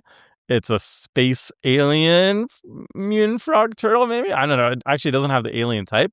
It's 5 mana green, legendary creature, mutant frog turtle, but it has the Simic color identity because it has a blue pip in its card text. So whenever Venus is dealt damage, put that many +1/+1 counters on her. And whenever a creature you control with a counter on it deals combat damage to a player, you may pay 1 blue. If you do draw a card, it's a 5/5. Okay, I've determined this card is bad. Being dealt damage and gaining that many counters is kind of like a cool vigor effect, but it's not preventing that damage or anything. You could do some cool things about it, but you could also just run vigor. And then paying mana to draw your cards is just like 8/20/26. Are you kidding me? This is 2015 design, paying mana for my card draw. Pshaw, I say, garbage. Can't believe they tried to get away with making me pay mana for my card draw. Cowabummer indeed. Next is a name I will never take seriously. Wingnut! I'm a professional. Okay. It's Wingnut. Bat on the Belfry. Okay, cool. 2 mana red, legendary creature, bat mutant, blah, blah, blah. It's not good. Let's just put it in the Cowabummer tier, but it's just a funny name. I like that. Goodbye, Wingnuts. And then the last one, but not really last one, because apparently we missed some turtles. Anyway, it's Zog, Triceratops, Castaway. It's just another common, limited cycling card that just really shouldn't be legendary, but here we are, and it's garbage, so we can put it quickly away. Cowabummer. So now I see over here there are 4 cards we didn't talk about, and I'm curious as to why. So we're going to go see the 2 missing Donatellos and Michelangelos. Okay, so the first Michelangelo we missed is Michelangelo Weirdness to 11. Is he eating a blue pizza? What's going on with that? Actually, you know what? I don't want to know. Anyway, it's a 2 mana legendary creature, 1/1. When it enters, create a mutagen token, and if 1 or more +1/+1 counters will be put on creatures you control, that many +1/+1 counters are put on it instead. Hooray! We got another hardened scale. Another hardened scale. It's fine. Like, Hardened Scales is fine. I think it's a little bit overrated in Commander for the most part, because typically a lot of the cards that care about counters just care about having a single counter on them. They don't care about how many counters you have on them. And if you're putting like 5 counters on a creature, what does it matter if you put a 6th one? That said, if you're in a deck that cares about, adding counters one at a time, and does it all the time, then obviously, yeah, Hardened Scales effect is doubling the effectiveness of that. And being on a 2-drop, that's pretty nice. It comes with a mutagen token. It's fine. It's a turtle. It's fine. You can put it in the 99 of your counters decks. It's fine. I feel like it's not weirdness to 11, though. I feel like this is weirdness to, like, exactly 1.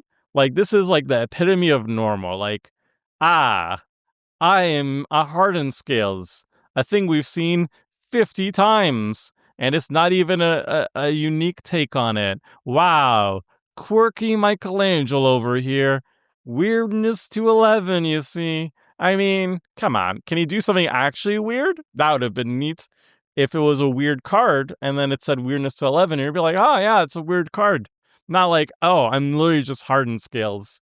Waka waka, whatever. Okay, we got another Michelangelo that we missed. It's Michelangelo the Heart. It's one of the character select partners. 2 mana, 2/1 Trampler. Raid the Fridge. Oh boy. At the beginning of your second main phase, if you attack the turn, put +1/+1 counter on target creature and create a food token. I mean, it's good, right? A 2-drop can immediately trigger on the turn that you cast him, and you get a counter and you get a food token. It's like doing 2 things that the precon is doing. It works really well with like Leonardo and anything that cares about making tokens, and does it with effortlessly. And obviously putting tokens on him is pretty good because he has trample and he's a 2-drop. It's good. It's good, but I just don't like Michelangelo anymore. This weirdness to 11 is, I'm Hardened Scales. Wow, I'm so quirky. Garbage. I mean, I think the art is pretty cool. And yeah, it's a great commander. Obviously, it's a great commander. I think all these like partner character select commanders are good, except the ones that cost like 5 mana. But yeah. Okay, we missed this Donatello, but there's nothing to miss here. It's not good. It's a 4 mana 3/4 that ETBs draws a card. If you have an artifact, don't play this one. It's a common, and like most of the commons, they're all cow-bummers. But the partner character select Donatello is unsurprisingly, very good. 3 mana blue, legendary creature, 2/4. If one or more tokens would be created under your control, those tokens plus a mutagen token are created instead. Very simple.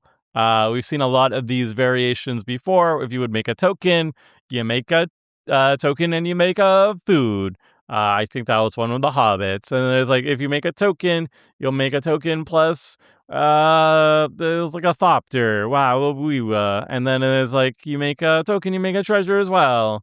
So yeah, this one does the same thing, but for mutagens. So if you care particularly about mutagens, this is a good one.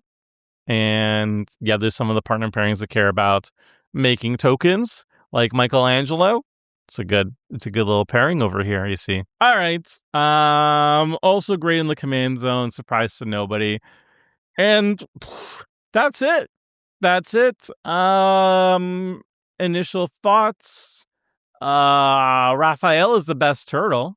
I've already learned that immediately just by looking at his cards and him doing cool things. So we got 1, 2, 3, 4 Raphaels in the Cowabunga tier. We got Casey Jones repping the just huge damage to face tier without having to dirtle, without having to draw cards, and he's playing hockey. Canucks represent. We got Panharmonicon, but making ninjas.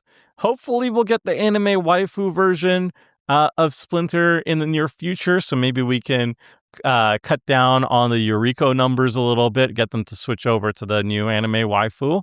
That would be great. Krang is going to Tetsun, and Super Shredder is just a really strong card. It's just a really strong card. I'm sure I could find somewhere to put this card into. We got a lot of cards that are great in the command zone. There are a lot of like the hybrid ones I feel are the best ones, and then also the partners. Those are the ones that I think are the best of the bunch. A lot that are great in the 99. A lot that I'm not quite sure about if they will find a home in, but maybe. Then there's the trash tier, the Cowabummer. It's mostly just commons, some uncommons. I just don't think legendaries should be commons. I understand why they're doing it, purely for Universes Beyond's sake. I don't like it. I don't like it. I hope they don't change the rules about legendaries or named characters, just to appease the Universes Beyond, aka Hasbro shareholders. I really hope that's not going to be the way that it works. I hope that I think the world will not end if we just have, I don't know, 3 Leonardos in a single set. You don't need to have one also in the common range. We could have 3, 4 April O'Neils. Just drop the common one, and we're fine. We're fine, you guys. I don't know why you need to have Leonardo and Donatello in the common slot. Like, you don't need to. No one's forcing you. I mean, maybe Hasbro's forcing them. Maybe they're like, hey, if you don't have face recognition characters in our Universes Beyond in common, we're gonna take away your jobs. I don't know. Maybe that's what they're saying. Maybe someone has a gun to their head and says, we need to have 8. We need to have 8 Frodo Baggins next Lord of the Rings set. Coming in 2027. 8, maybe 12 Gandalfs. Maybe every single wizard will be just Gandalf. And you'll have 5 Gandalfs in every pack. I don't know. But yeah. I like a lot of the cards here. I was getting a little bit tired of all the turtles and the pizza. But yeah, there's a lot to like here. I like interesting cards. I can put up with IPs I don't like, and if you like the IPs, I'm sure this is going to appeal to a lot of people. And I hope people enjoyed this set. I hope you enjoyed the ranking guide. Let me know what your favorite legendaries from this set are, and maybe I should ramble less. If you think I should ramble less, you can let me know in the comment section more. If you think I should ramble more, that's not going to happen. But maybe I can make a Patreon video of Tomer rambling. Nobody really wants that, but if you want it, maybe we'll put it on Patreon. Anyway, let me know in the comment section below. That's the ranking, y'all. Hope it helps. I don't know. Maybe if I make it smaller. There we go. Now you can see the whole thing. You can't read anything, but you can look at the art, I guess. Anyway, oh my God. This is a long video. I'm going to end it here, and I'm going to go to bed. And then I'm going to edit this, and it's going to go up tomorrow. Okay, bye.